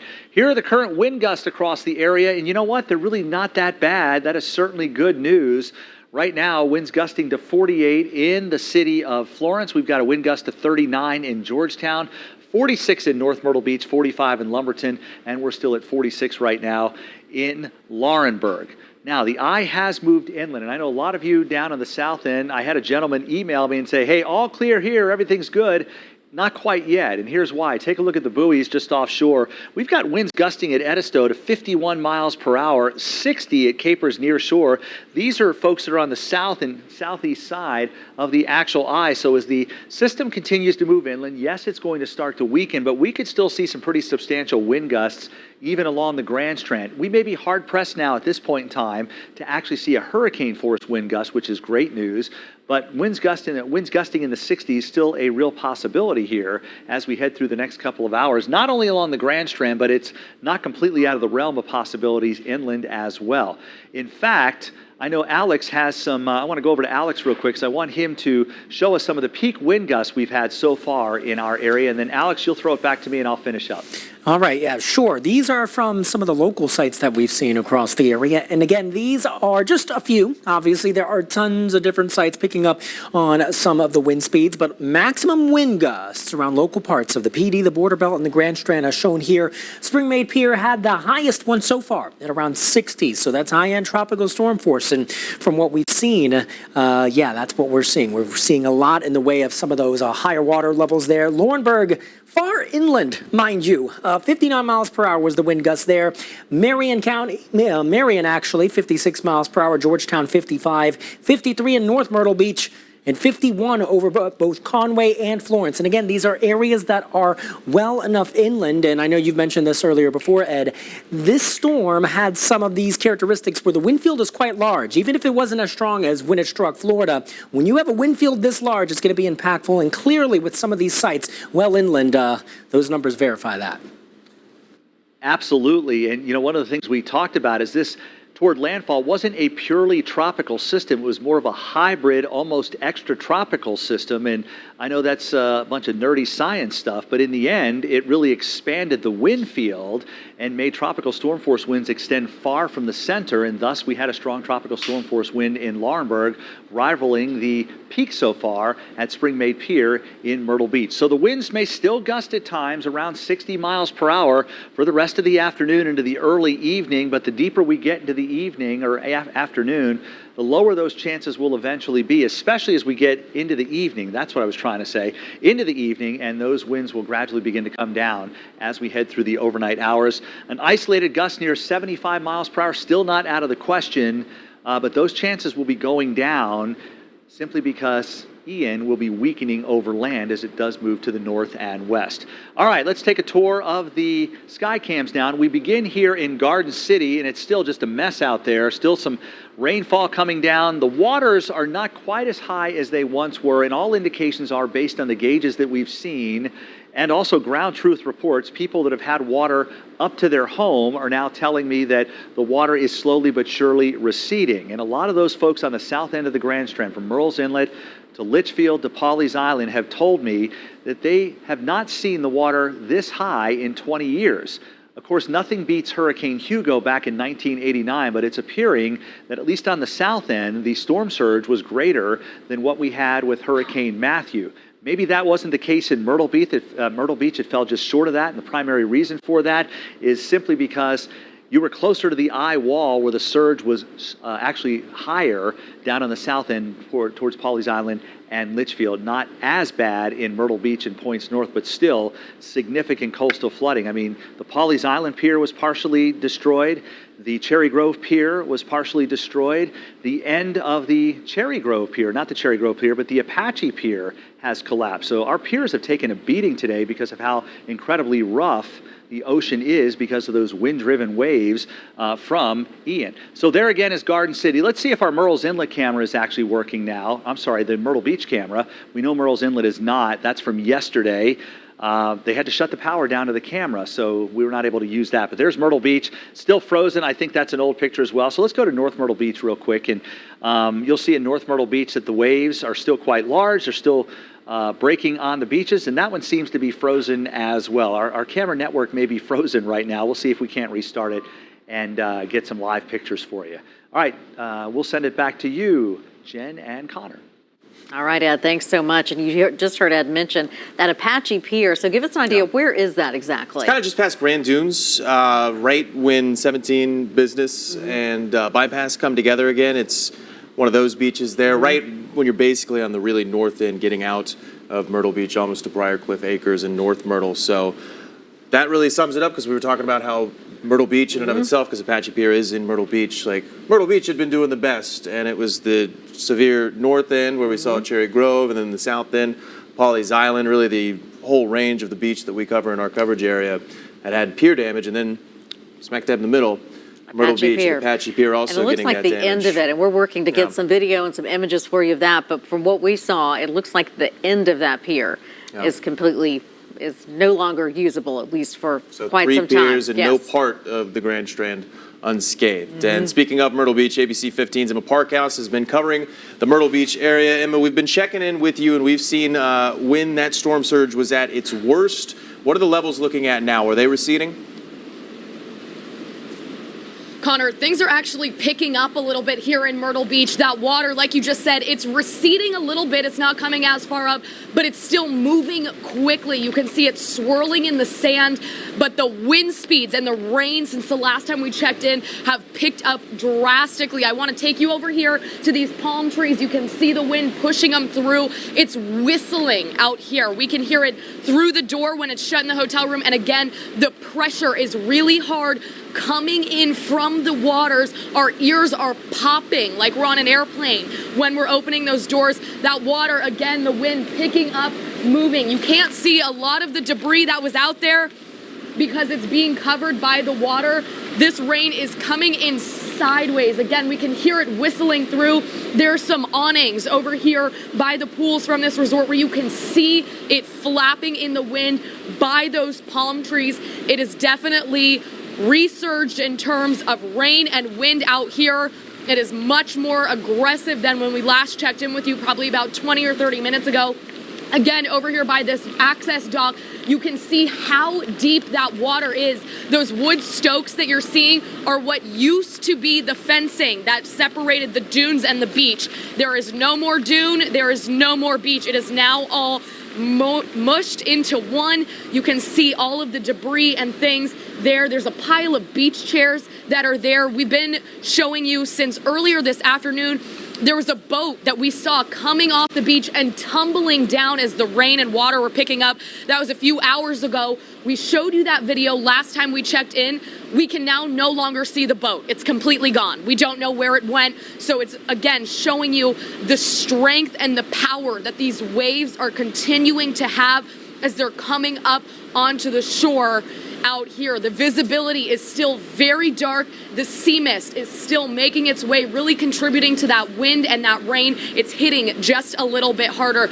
And again, we've talked about this in every location that we're at. We're seeing people going onto those public access docks Please, please, please do not do that. There is flooding. There is a flash flood warning in place, and there are double red flags, which means it's not open to the public. So please stay inside and stay safe. We will continue to update you every chance that we get live in Myrtle Beach. Emma Parkhouse, ABC 15 News. And Emma mentioned staying off of those public access areas, even the piers and the docks, because we don't know at this point how stable they are. Yes. So do stay away from those and stay safe. And this is exactly why we were telling you about the Apache Pier being down. This is video that a viewer sent to us of the pier collapsing into the ocean.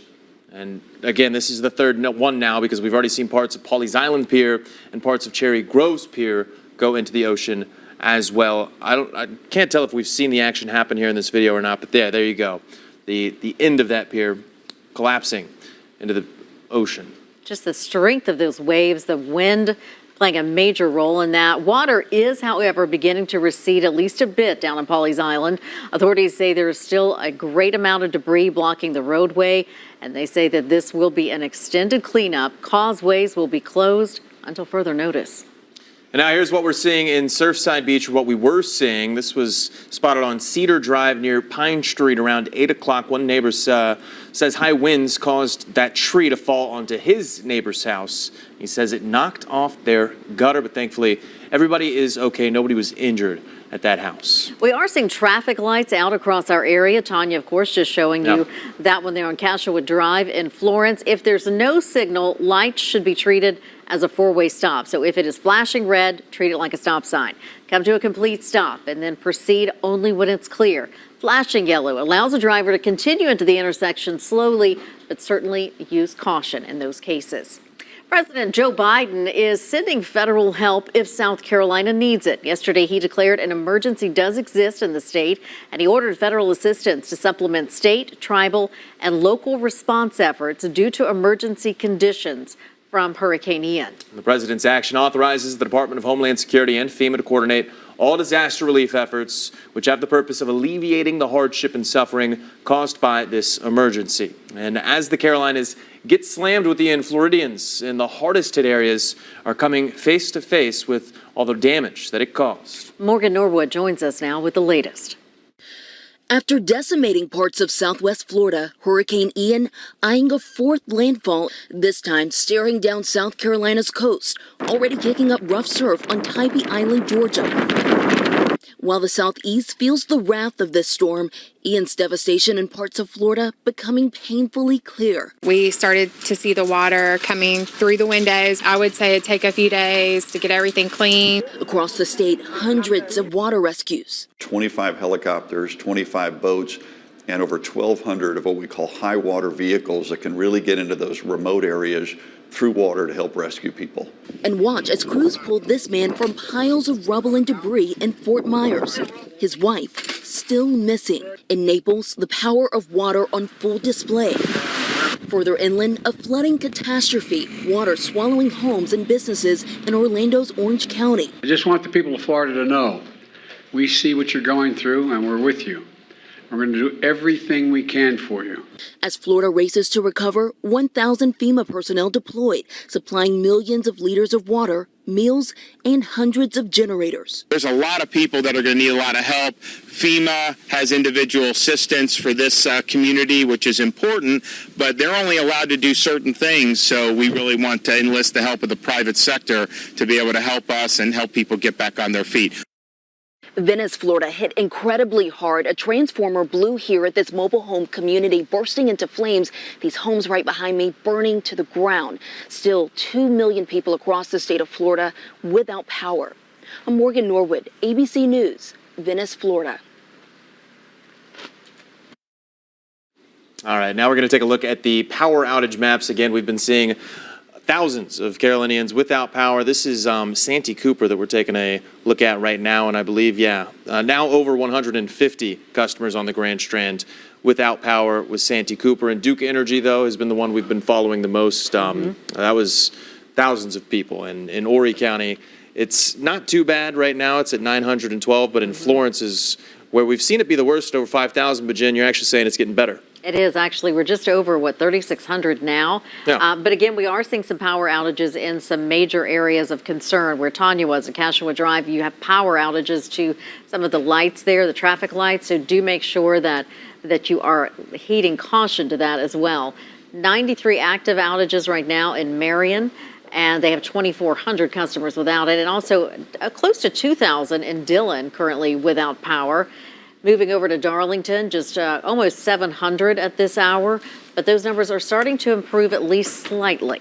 And in Horry Electric, we've seen that jump up, or we saw it really jump up the last time that we took a look at the Horry Electric Cooperative, and it continues to be that way. Yeah, it's even worse now because for whatever reason on this map, you can't see the biggest numbers. But if you can see that 948 there, we can zoom in. There's 2.6 thousand just below that, and even further south in Myrtle Beach, almost in the Market Common area, there's 1.4 thousand people without power, and that doesn't include hundreds of others, thousands of others without power. So we're approaching, it might already be over 5,000 people without power with the Horry Electric Cooperative.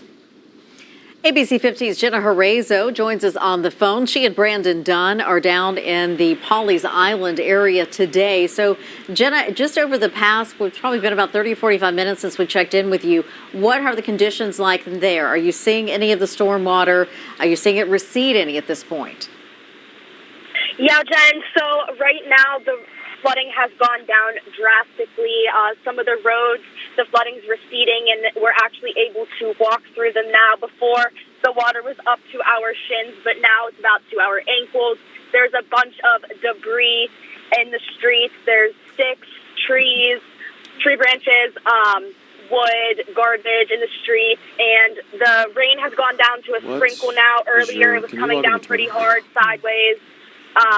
And now it's not as windy anymore either, so it's definitely slowing down out here. The waves out in the ocean by Pawleys Island Pier are still reaching the tip of the pier, and the end of the Pawleys Island Pier looks to be a little bit damaged, but it's still hanging on. All right, thank you, Jenna. And the lights at the intersection of Kings Highway and 3rd South in Myrtle Beach are out right now. We stress this over and over again. If you must travel today, use caution. This is just one report of traffic light defects that we've seen. We've had about a dozen since noon across our entire coverage area, and this is video of them out at Kings Highway and 3rd Avenue South. That's a pretty busy intersection in Myrtle Beach. And you definitely see a big police presence at some of these as well. I think there were several out in Florence where Tanya was. Meanwhile, South Carolina Governor Henry McMaster says he has spoken to the governors in the affected areas, and he says everyone is prepared.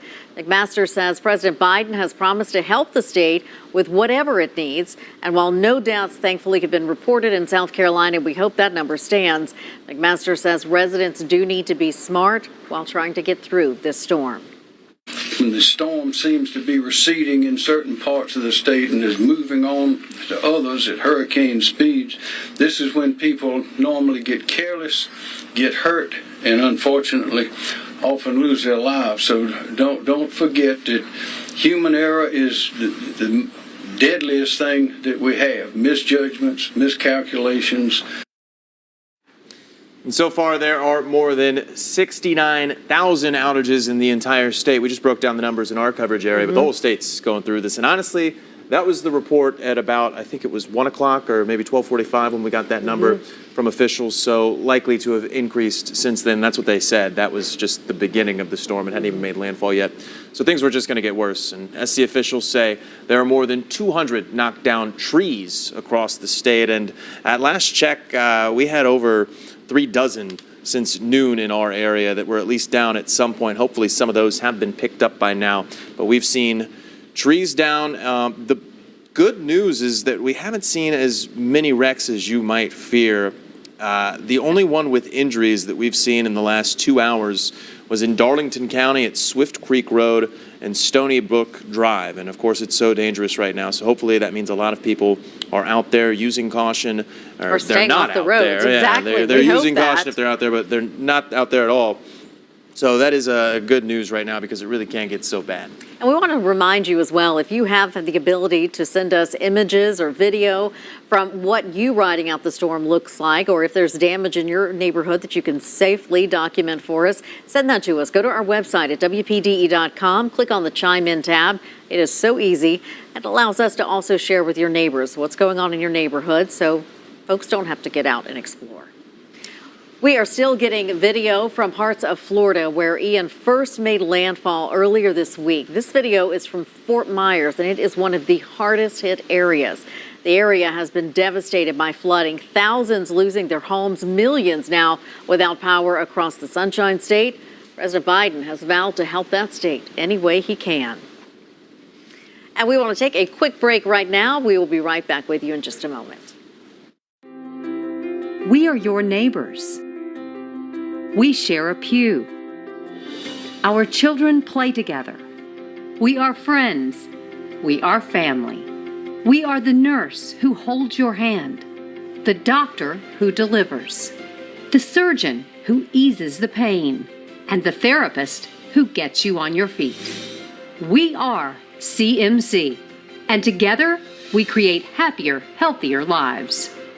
From lightning strikes to hurricanes and even the occasional winter storm, local power outages aren't uncommon. Power outages aren't only a hassle with no air conditioning and electronics, but can be costly too when your refrigerated and frozen foods spoil. Mr. Sparky is the area's leading expert in complete, professional Briggs & Stratton backup generator installation. For a limited time, get up to a $300 Visa card with a Briggs & Stratton generator installation.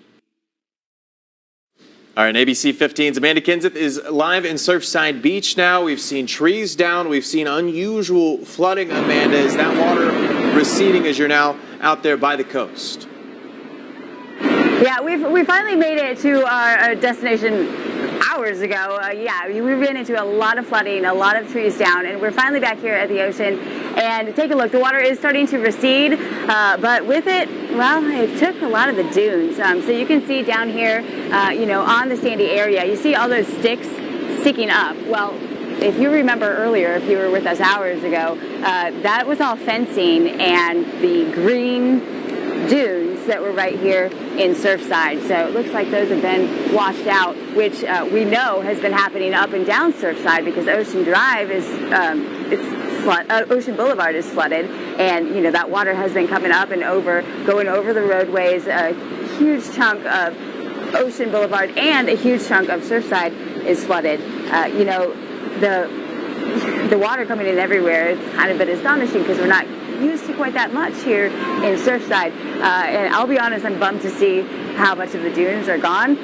There still is some sand there though, and that's a good thing. And it looks like there's still some green, dunes over here. So I guess it just depends on where we are. We haven't really been able to get to the ocean anywhere else because of all the flooding. So this is our first look at it within an hour. But yes, the water is receding finally, so hopefully that will help with some of the flooding in the area. That water will come back down, and hopefully the lake too, that flooded a big chunk area.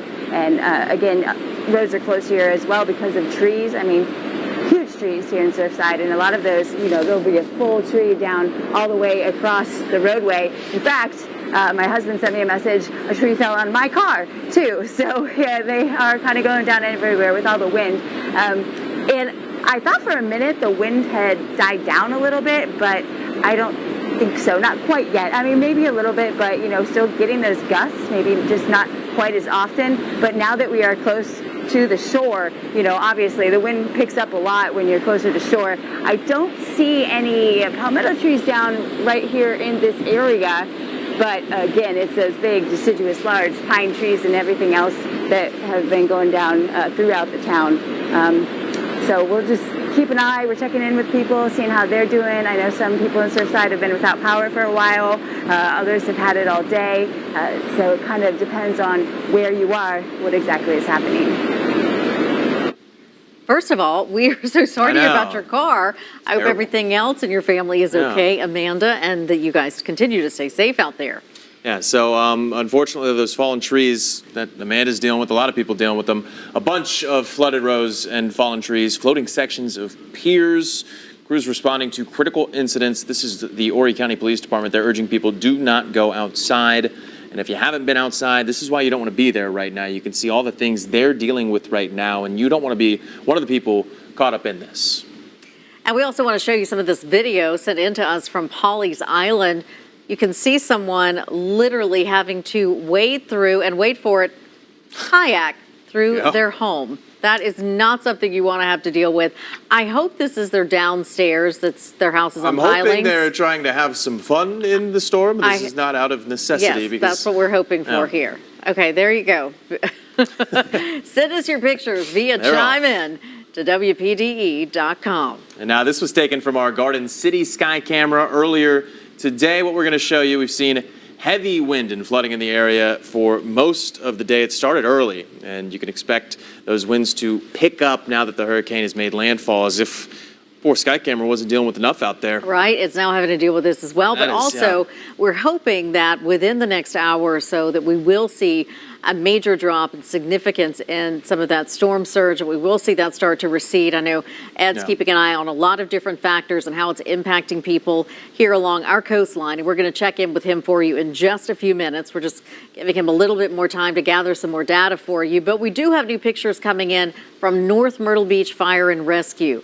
Crews say North Ocean Boulevard, Sea Mountain Highway, they were flooded, as well as much of the avenue there at Cherry Grove, as Andrew James showed us earlier this afternoon. Yeah, they say they cannot stress enough, stay off these flooded streets. Again, this is, I believe, the second time now we've shown you that. So, I mean, it's unfortunate what happened there. Hopefully, again, like you said, as that it's been 3 hours now since high tide. So hopefully, as the storm continues to make its way up, these streets will get the water level to go back down. And we do want to check back in with Chris Jackson now. We talked to him just a little while ago. He started out, he said he went from Columbia, started down in Charleston, has worked his way up the coast. And when we last spoke with him, he was in Garden City. So where are you now, Chris? Hey, good afternoon again, guys. Currently down here in Myrtle Beach. I'm on the south end of Ocean Drive at 28th Avenue South. Starting to see the storm surge really recede here.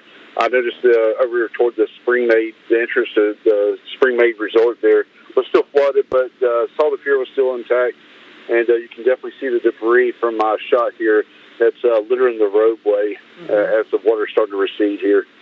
Now, have you seen more people coming out trying to start removing debris or anything like that? It looks like someone on the left side of the screen I saw was throwing something off to the side. What are you seeing as far as the public as you've made your way back to Myrtle Beach?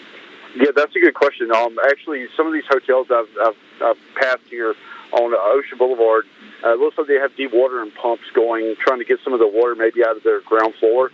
And the water is actually being pumped out to the side of Ocean Boulevard, and it's going into the storm drains here. Oh, wow. But definitely some cleanup already occurring here, and seeing a few people on the sides of the streets and stuff just trying to clean up some of the debris left behind. And talk to me, too, about the winds and the rain. Are you experiencing either of those, as you were making your way from Garden City to Myrtle Beach? What are those conditions like for you? Right. As I left Garden City, I was actually in a little bit of rain, but it cleared up, and it almost looked like it was getting foggy here for a few minutes. And currently where I'm sitting, there's a construction site right beside me. It looks like they were building a new hotel. So I'm exposed to the ocean, and I'm getting rocked around pretty good. Probably solid tropical storm force gusts occurring as we speak. But the rain has since subsided for the most part. So it's the wind right now that you see is really the factor that's causing kind of the struggle out there. Correct. Yeah. So like I said, it's probably sustained at 20 to 30 miles an hour with some higher gusts in there. Which, if you're talking about some of that debris being out there and the water now receding so that debris is being uncovered, then that can still be dangerous for folks out there if you are wandering around outside your vehicle when you can't have these wind gusts picking up and moving that debris around. Oh, 100%. One of the biggest things I want to urge folks is if you go outside and you just start cleaning up, if you come across any kind of down power line, utility wires, stuff like that, treat it as a live, energized line, and don't try to pick it up and remove it or anything like that. Just give your local electric utility company a call and let them know what's going on. And there's all kinds of debris out here, and just try to stay safe as you can. Absolutely, and we want you to stay safe as well. Ed sends his regards. He said, hey, I know that guy. So you be safe out there, Chris, and we appreciate you sharing information with us and giving us a live look at what you're encountering throughout the afternoon. Yeah, thank you, Chris. You're very welcome. All right, so as we brought up, Ed, it's about time now we get another check of the weather. Ed, what's the latest? All right, here's a radar review of Hurricane Ian now moving through Horry and Georgetown counties. It continues to move to the north and west. The center located just to the north of Georgetown now, and it will continue to move to the north and northwest, and eventually later on this evening end up in Marlborough County, then overnight heading into North Carolina. Now, from a rain perspective, things are looking up along the Grand Strand here. Most of the rain is now moved to the north and west of the south end of the Grand Strand, and you may not see much more rain, but you still may see some strong winds, and I'll explain why here in a second.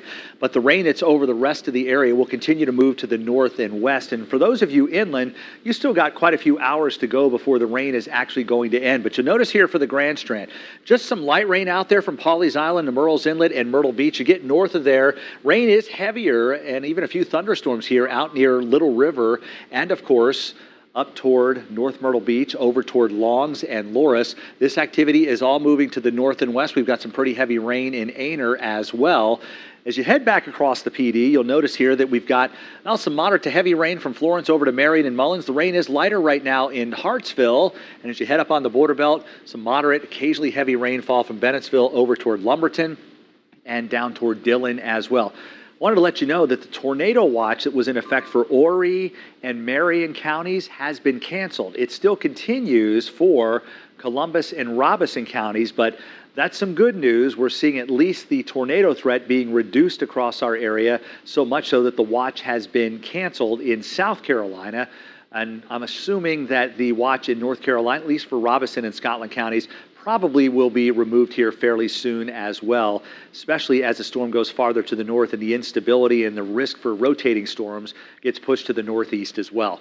All right, let's move on and show you the futurecast here. And once again, the overall trend is for the rain to move to the north and west here. And notice by 5 o'clock, most of Horry and Georgetown counties rain-free. The rain, pockets of heavy rain continue across the PD and on the border belt. Most of the rain is over with by the time we get to 9 p.m. and anything that's still lingering out there should be gone by the time we get to midnight. And the rest of the night will be nice and quiet from a rain perspective. Here's a look at the current wind speeds and gusts. The sustained winds in blue, that means a constant wind blowing at that speed for at least a minute. What you see in yellow are the current wind gusts, which are the spurts of wind. And here we are in North Myrtle Beach. We have a wind gust of 51 miles per hour now, 36 in Georgetown, and still 47 right now in the city of Marion, and 49 in Florence. It's been very windy today. There's no doubt about that. But we have yet to see, sustained winds or really large gusts that have been in the 60s consistently, and that's good news. We've had a couple of reports of wind gusts up near 60 miles per hour, but so far, so good. We haven't seen anything higher than that. With that said, the risk is still there, excuse me, of us getting a wind gust up to 60 miles per hour because we are going to be on the east side of what's left of this eye as Ian moves inland, and those strong winds, like you see down here at Caper near shore and down toward Edisto, may still rotate ashore until the system weakens even more. The risk of getting a hurricane force wind is really beginning to fall at this point in time, and I believe even getting 60 mile per hour wind gusts may be a bit of a stretch at this point in time, but we're going to be cautious about that and realize that as the storm continues to move inland, there's still a chance on the east side of that eye that you could get some pretty strong wind gusts as we head through the evening hours. And we're still forecasting that for now. Wind gusts could approach 60 miles per hour in a few spots, but through the evening hours, that wind is actually going to go down. All right, here's a live look at our Garden City camera once again, and still very nasty out there. You can see the rain is coming down in Garden City. The ocean is still incredibly rough, but at least the breakers aren't breaking over the dunes and entering the streets now. That water, excuse me, is actually receding, and it is a slow process.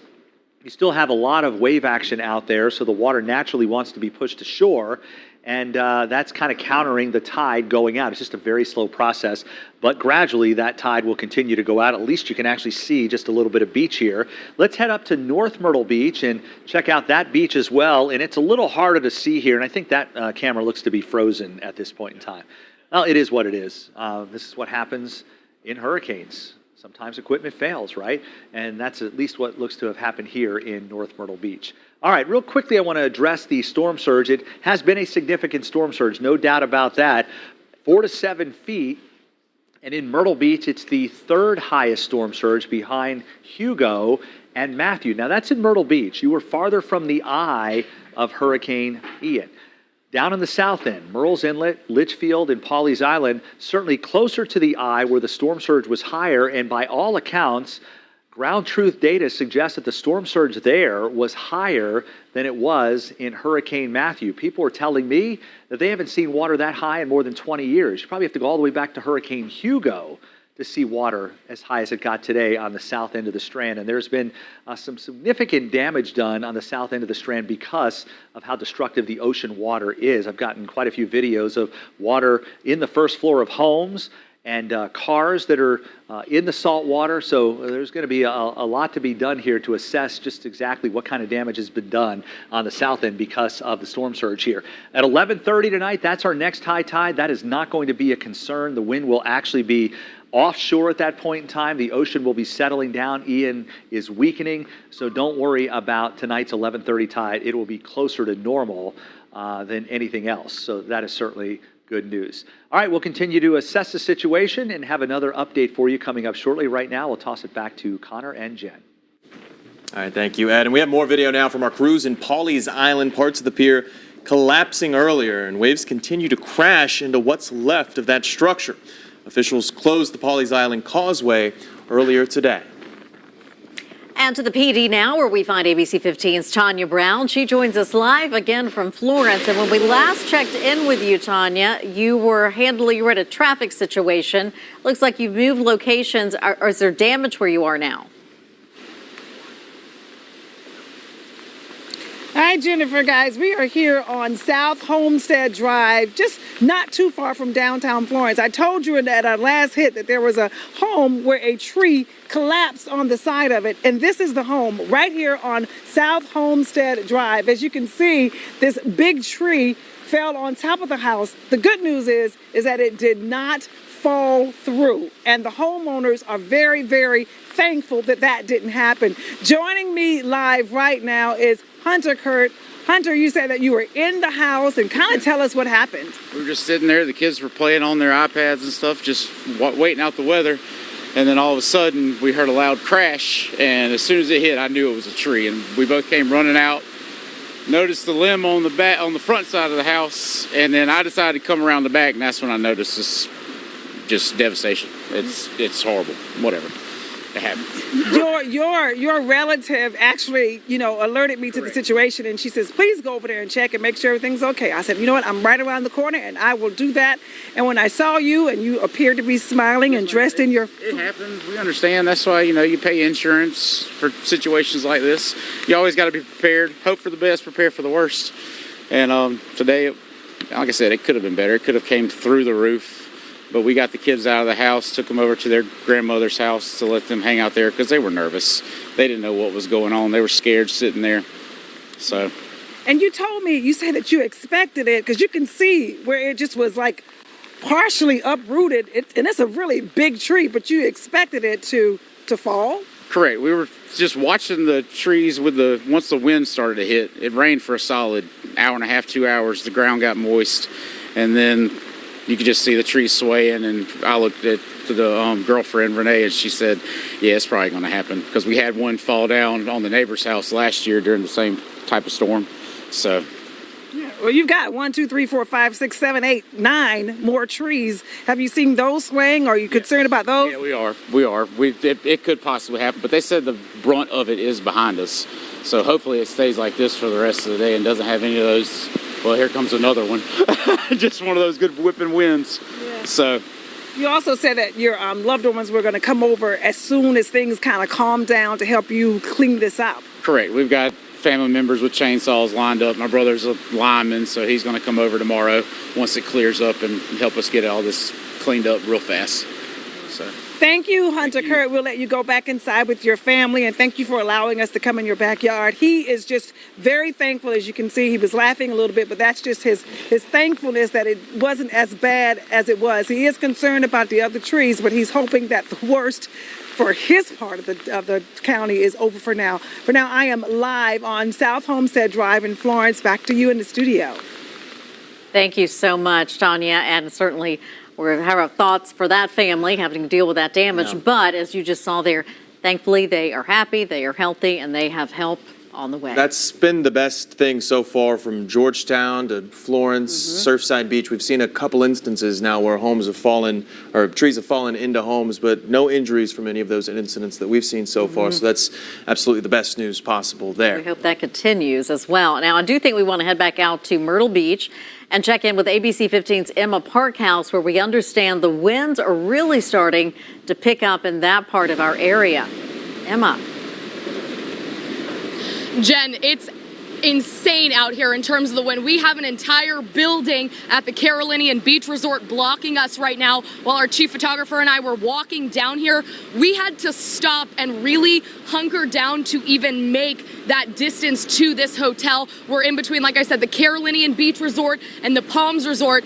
Just to give you a perspective, I'm about 120 pounds. I'm going to step just a few feet over so you can see how strong these winds really are as we're coming through.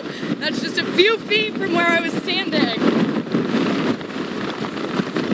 Moving back in and through this wind is incredibly hard. We're seeing debris coming through right over here. There's some, it looks like part of a siding or insulation.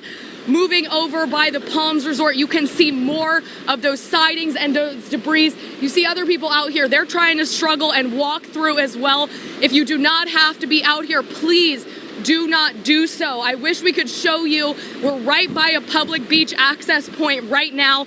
The wave and the surf that's coming in, those beach conditions are still so very rough as we're coming through.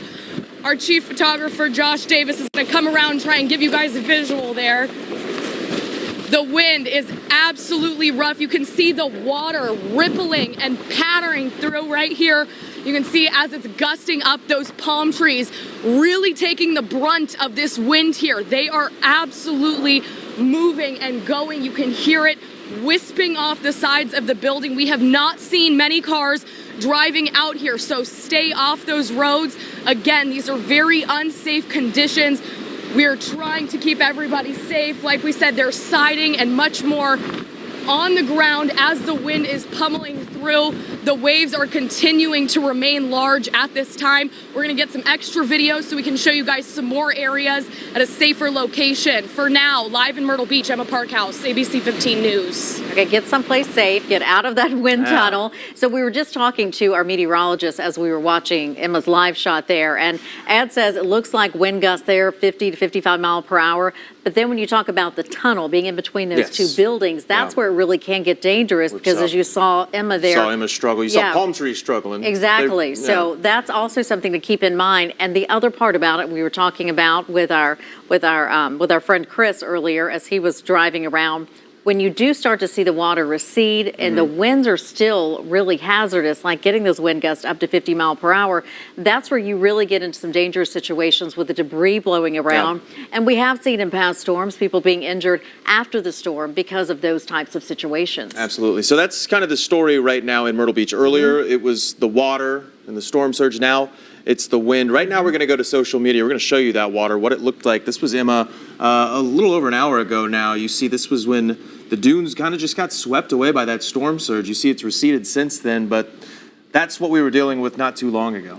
We want to keep going up just a little. We're going this way. Okay. Yep. Okay, there we go. And this is from the Cherry Point Pier. Yeah. After it collapsed, John Smith posting that and tweeting that out just a little while earlier. Yeah, we're kind of showing you guys a scroll through of all of our different social media accounts. You can follow any of these reporters or anchors like Simon Williams showing you the differences in conditions. This is the Cherry Grove Pier when it went down, just like John Smith tweeted about that middle portion that we were talking to you about. And then Brandon Dunn has been with Jenna Horazo all day in Pawleys Island, and this was a little over an hour ago now. You can see the end of the pier at the Pawleys Island pier is gone. And now can we click on these and make them a little bigger for folks Okay. at home? There you go. Okay, so this is also Polly's Island, where Brandon Dunn and Jenna Horazo are, and flooding. But this also, let's go back to, we were talking about how much rainfall, and earlier Cindy Madison was telling us that Polly's, at that point, about 30, 45 minutes ago, had gotten up to a foot of rain, which was significant compared to some of the other areas. Compared to everybody else. Yeah, this was a road, which you can't really tell there. It looks like just a nature trail or something like that. wow. But that was a road in Polly's Island. And this was a shot we already talked about from Andrew James in Cherry Grove Pier, where the waves were just getting so high. I mean, he said they were going over his head. And I mean, you look at that right there, certainly the case. And speaking of Andrew, I think we're going to go now out to Andrew, who's been on the North Strand for us all day. So right now, Andrew, we've been hearing that the storm surge is receding in some areas. Is that what you're seeing out there? Connor, we're seeing it in terms of the ocean. There's a lot less of the ocean waters kind of getting over the dunes and coming over, but still places like Little River where the inlet, Hog Inlet, House Creek, they're impacted by that surge. It's not really getting any better. I'm going to let Jendea show you all real quick what we're seeing over here as we're on the 8th balcony of our resort. It's just catastrophic, to simply put it. The storm surge has inundated several blocks of the canal streets here, and you're seeing floodwaters go deep into Cherry Grove, past the next parallels to Ocean Boulevard. Sorry, some words are hard to find for me here because this is just outrageous video we're showing you of the storm surge here in Cherry Grove. All of that is House Creek coming over, and it's been that way. It's been that way since we've been out here. Since about 11:30 this morning, once high tide had set, it has not changed. In fact, it's only gotten worse. Where we were originally in the morning, I'm so glad we moved and eventually came over here to the resort, because where we would have been, we would have probably been cut off eventually. That is an unfortunate situation that we've seen before. Storms like Isaias, it cut off many of the roads here in Cherry Grove, and that is the case right now. I want to say Ocean Boulevard is starting to get better, Connor and Jen, but for the last half hour to an hour, there was no possible way anyone should have been, or most likely could have been, traversing on Ocean Boulevard, north or south in the Cherry Grove area. They have not been able to go down Lake Circle, Duffy, or Nixon most of the late morning to early afternoon now, because it just seems like this. The wind is still so powerful in this area. We're high up, so it's a little bit stronger where we are than what you're seeing on the ground. But we're seeing vinyl ripped off of roofs, some shingles ripped off, and we're seeing debris all over fencing, toppled over. I'm seeing power lines also shaking in some areas. I'm going to move back for it's a little bit windier now. I try to cover up because this wind is so intense. But you can see it is just in total control of this water that's coming off of House Creek. And it really doesn't look like it's going to recede anytime soon. It is safe to say dozens of properties have received damage from this type of storm surge flooding, mixed in with the high tides here in Cherry Grove. Very eerily similar scenes to what we saw 2 years ago during Isaias. And just, it's really sad. It's really sad to see these images, because these are homes that literally just went through this 2 years ago. And they're right back. So most likely going to have to muck out their homes throughout the weekend and throughout next week, filing those claims for flood damage just 2 years apart. And really, it's just been several years of this. During Matthew, we saw just crazy flooding impact all of the Grand Strand. And for this area, it's just another just sad sight to see as Hurricane Ian continues to batter the North Strand here, with flooding taking over nearly every canal street up and down Cherry Grove. And of course, where you see this big swat of water right now, that's supposed to be a road. There's this road, there's 3 tiers of roads. Where we are is right on Ocean Boulevard. There's a back street. Then there's, I want to say, Duffy or Lake Circle. And that's all just a creek now, a river, where this wind and this just current is just so powerful. And there still appears to be some storm surge that's making its way onto Ocean Boulevard. It doesn't look like Ocean Boulevard is completely inundated anymore, but there's just so much debris that was carried in by the wind, by that storm surge, that I still wouldn't recommend people going out in this right now. I mean, we've been hunkered down now for what feels like probably an hour and some change, And I don't see us moving anywhere anytime soon, Connor and Jen. As I wrap up this report with you all here, actually, you can see in the distance, let's see if I can show it to you all. Up above to your left, you're about to see a North Myrtle Beach emergency vehicle come through. Let's see if it makes it by. I'm sorry, this is hard to see. If we can zoom in, possibly, and go up and up to your right. To your right some more. There it is. There it is. You see it right there? That is probably the only kind of vehicle that can make it on those roads right now. A vehicle that's a high water terrain vehicle with big tires. That's specifically what the city has on hand. This is a rescue vehicle right now. What that truck is doing is looking for anybody who needs to be rescued. And North Myrtle Beach, as you can see, is on scene here, making sure if there's anybody that's impacted who needs to be taken out of their home, that they can be rescued. I'll leave you with that image, Connor and Jen, for right now. Up here live in the North Myrtle Beach area, Andrew James, ABC 15 News. All right, thank you, Andrew. And speaking of rescues, storm chaser Chris Jackson with Live Storms Media is actually in Myrtle Beach right now, where police and fire rescue are on scene. Chris, if you can hear me, this is a water rescue that's happening? Hey, guys. So I just talked to one of the local Myrtle Beach PD Beach Patrol guys, and they actually told me there's a vessel that is washed up ashore here at the Compass Cove hotels. And there's going to be a 23rd Avenue South. And like I said, that they're trying to get a bunch of people in here. We've got Cyclone DNR, Myrtle Beach Fire, Myrtle Beach PD, and unknown what kind of vessel it is, but it may have been occupied. That's what my next question was going to be, Chris. I don't know how much you know. I know you just got there. Excuse me. Okay, so our producers just told us Myrtle Beach Police tweeted, do not go near it. So if you're in this area, do not go check it out. But Chris, while you are there, did you hear anything, again, about it being occupied or it running into somebody, or are you kind of in the dark and still trying to figure this out? Still kind of in the dark on the confirmation, but just by the way these guys are acting out here, there's something going on. There's a huge crowd that's gathered on the apartments or on the hotels here watching, and there's a couple rescuers out here in dry suits and the appropriate safety equipment. So it leads me to believe that there was something that led them to at least have to put on all that equipment to go out in this hazardous conditions and see what's going on with the vessel. Now, Chris, did they give you any idea how long they had been on the scene, or did this happen while you were there? And did they give you? Literally, it happened right in front of me. I was the last spot I was talking to you guys at. I had their beach patrol pull in beside me, and then he left out very quickly. And I'm like, "Where are you going?" And I saw DNR, and I just come a few blocks north, and this is where we came. And so at this point, you're seeing different types of first responder organizations there on property. We can see different types of vehicles as well. Have you seen anyone go into the water at this point? I have not seen anybody actually in the water, but like I said, there was folks in dry suits and the safety equipment to go out and at least be in the close proximity of the water. Okay, thank you, Chris. We appreciate you again, man. We'll probably check in with you soon.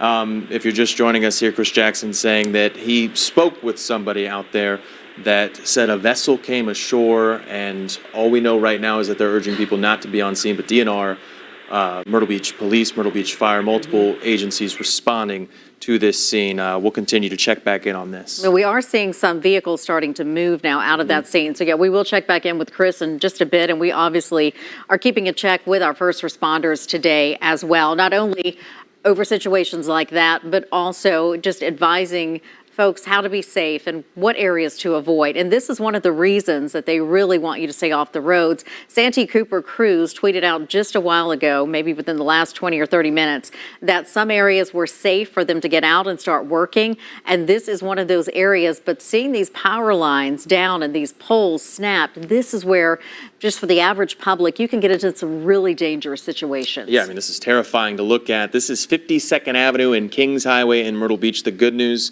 like you said, Jen, is crews are working to fix this and restore power. A tree is down in that area, and the branches are all tied up in the lines, cutting power to residents. Santee Cooper says more than 28,000 customers are without power right now.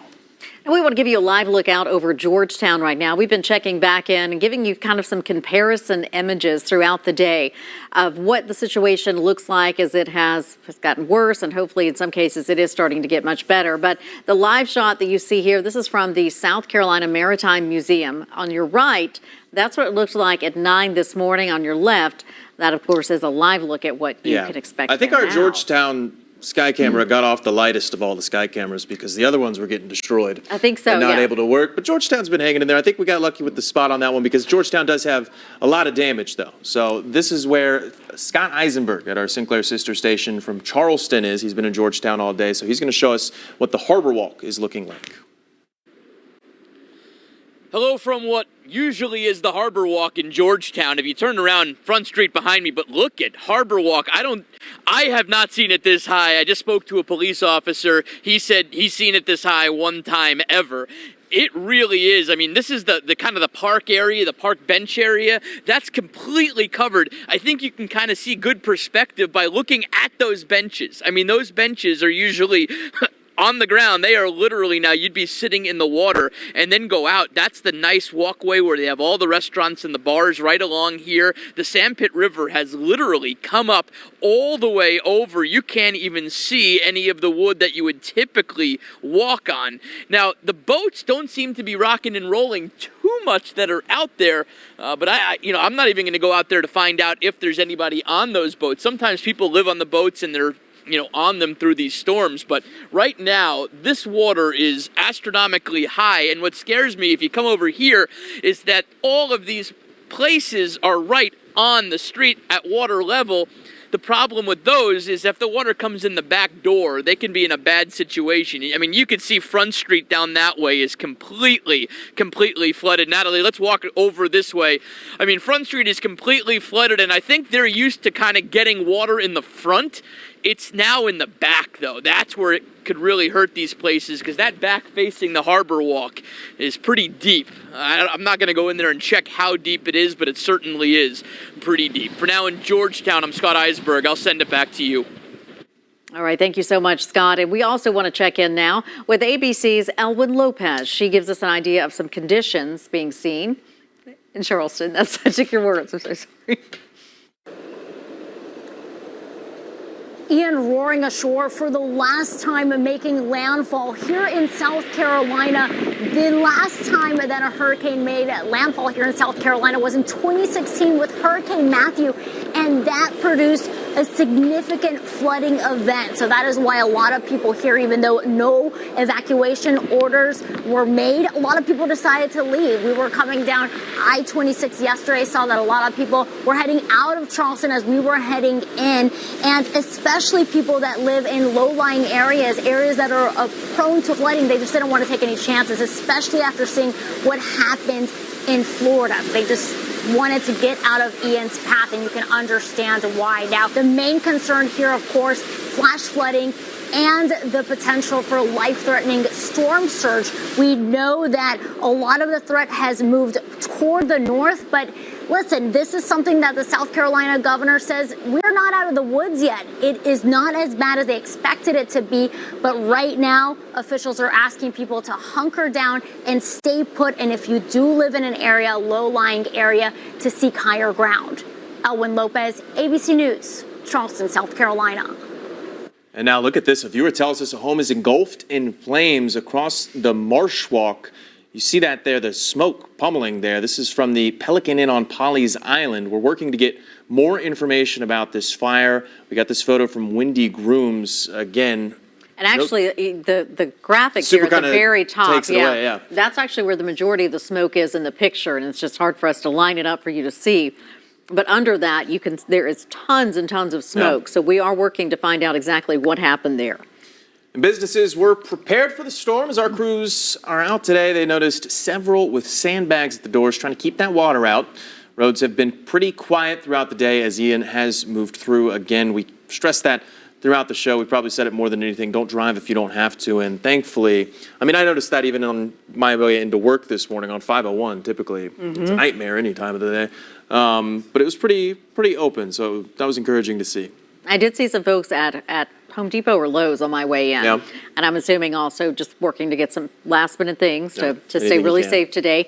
We have lost several piers throughout the day as winds are bringing structures crashing into the ocean. This is Pawleys Island Pier being toppled by strong waves. That storm surge has also been such a problem today. We know that chunks of the Cherry Grove Pier also falling into the ocean due to the storm surge. Pieces of the pier even washing up on shore shortly afterwards. And the Apache Pier in Myrtle Beach also collapsed. So again, like we said, there you have it. It was the South Strand Pier, then the North Strand Pier. Now just the heart of the Grand Strand there in Myrtle Beach, the Apache Pier. The whole Grand Strand getting some damage from this storm. And ABC 15's Emma Parkhouse is there in Myrtle Beach. She is live for us now. She was showing us just how strong that wind was at last check. Emma, now we see you're back out closer to the ocean again because those water levels have been able to recede. Yeah, Connor, we'll show you here in just a minute, but we were in one of those wind tunnels that was really, really making everything come in faster and harder. But right now we're on one of those public beach access points. This is what we were showing you in one of our videos from earlier. Some of that muck and mush and everything that has come up from the water and is very foamy, has some trash and other debris in here, like some of these wood pieces. We'll move down, show you a little bit more. I'm going to lift this mic cord so that way we don't get it lost in there, but it goes through the entirety of this pier. We also told you about that boat that we've been following that came up on from the water and was just absolutely pummeled through all of those winds and the rain. We've now relocated it. It's over here across this other public access point. You can see the top right there of the yellow from there. You can also, behind that, see that red flag flying. It is very unsafe out here right now. Those tides are still pretty rough. This is the closest that we've physically gotten. And if we can, I want to move a little bit further down to this access point.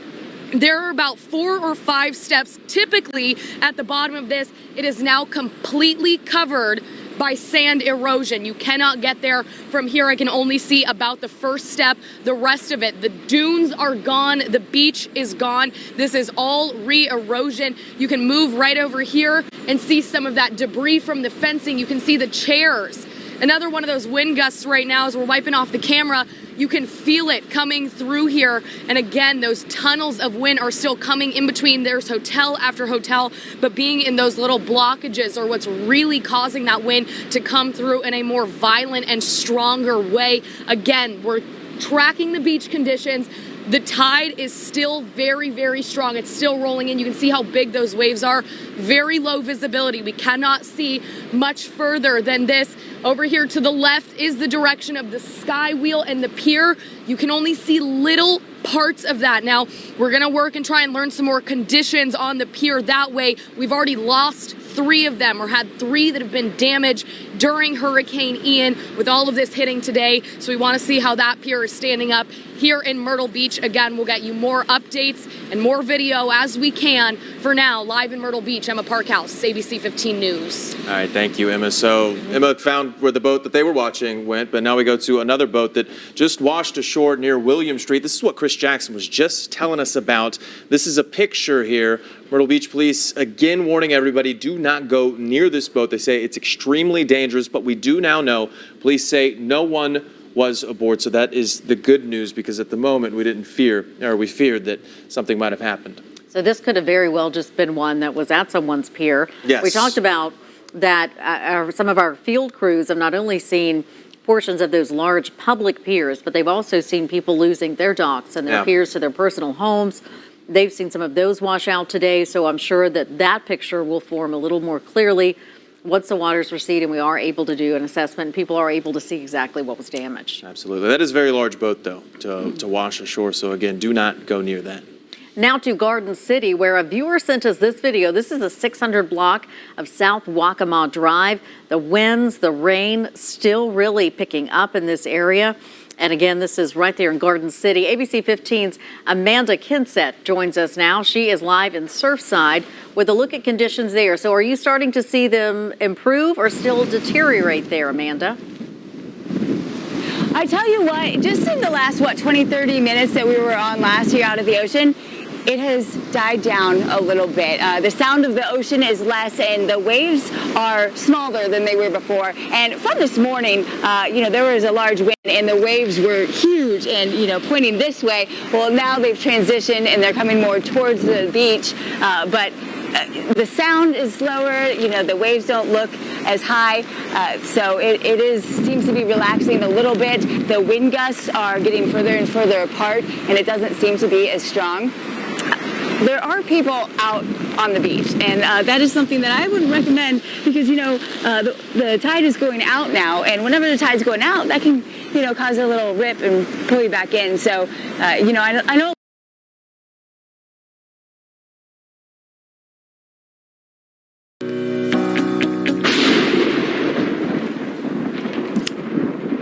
How did you know it was going to rain? That's what Ed said.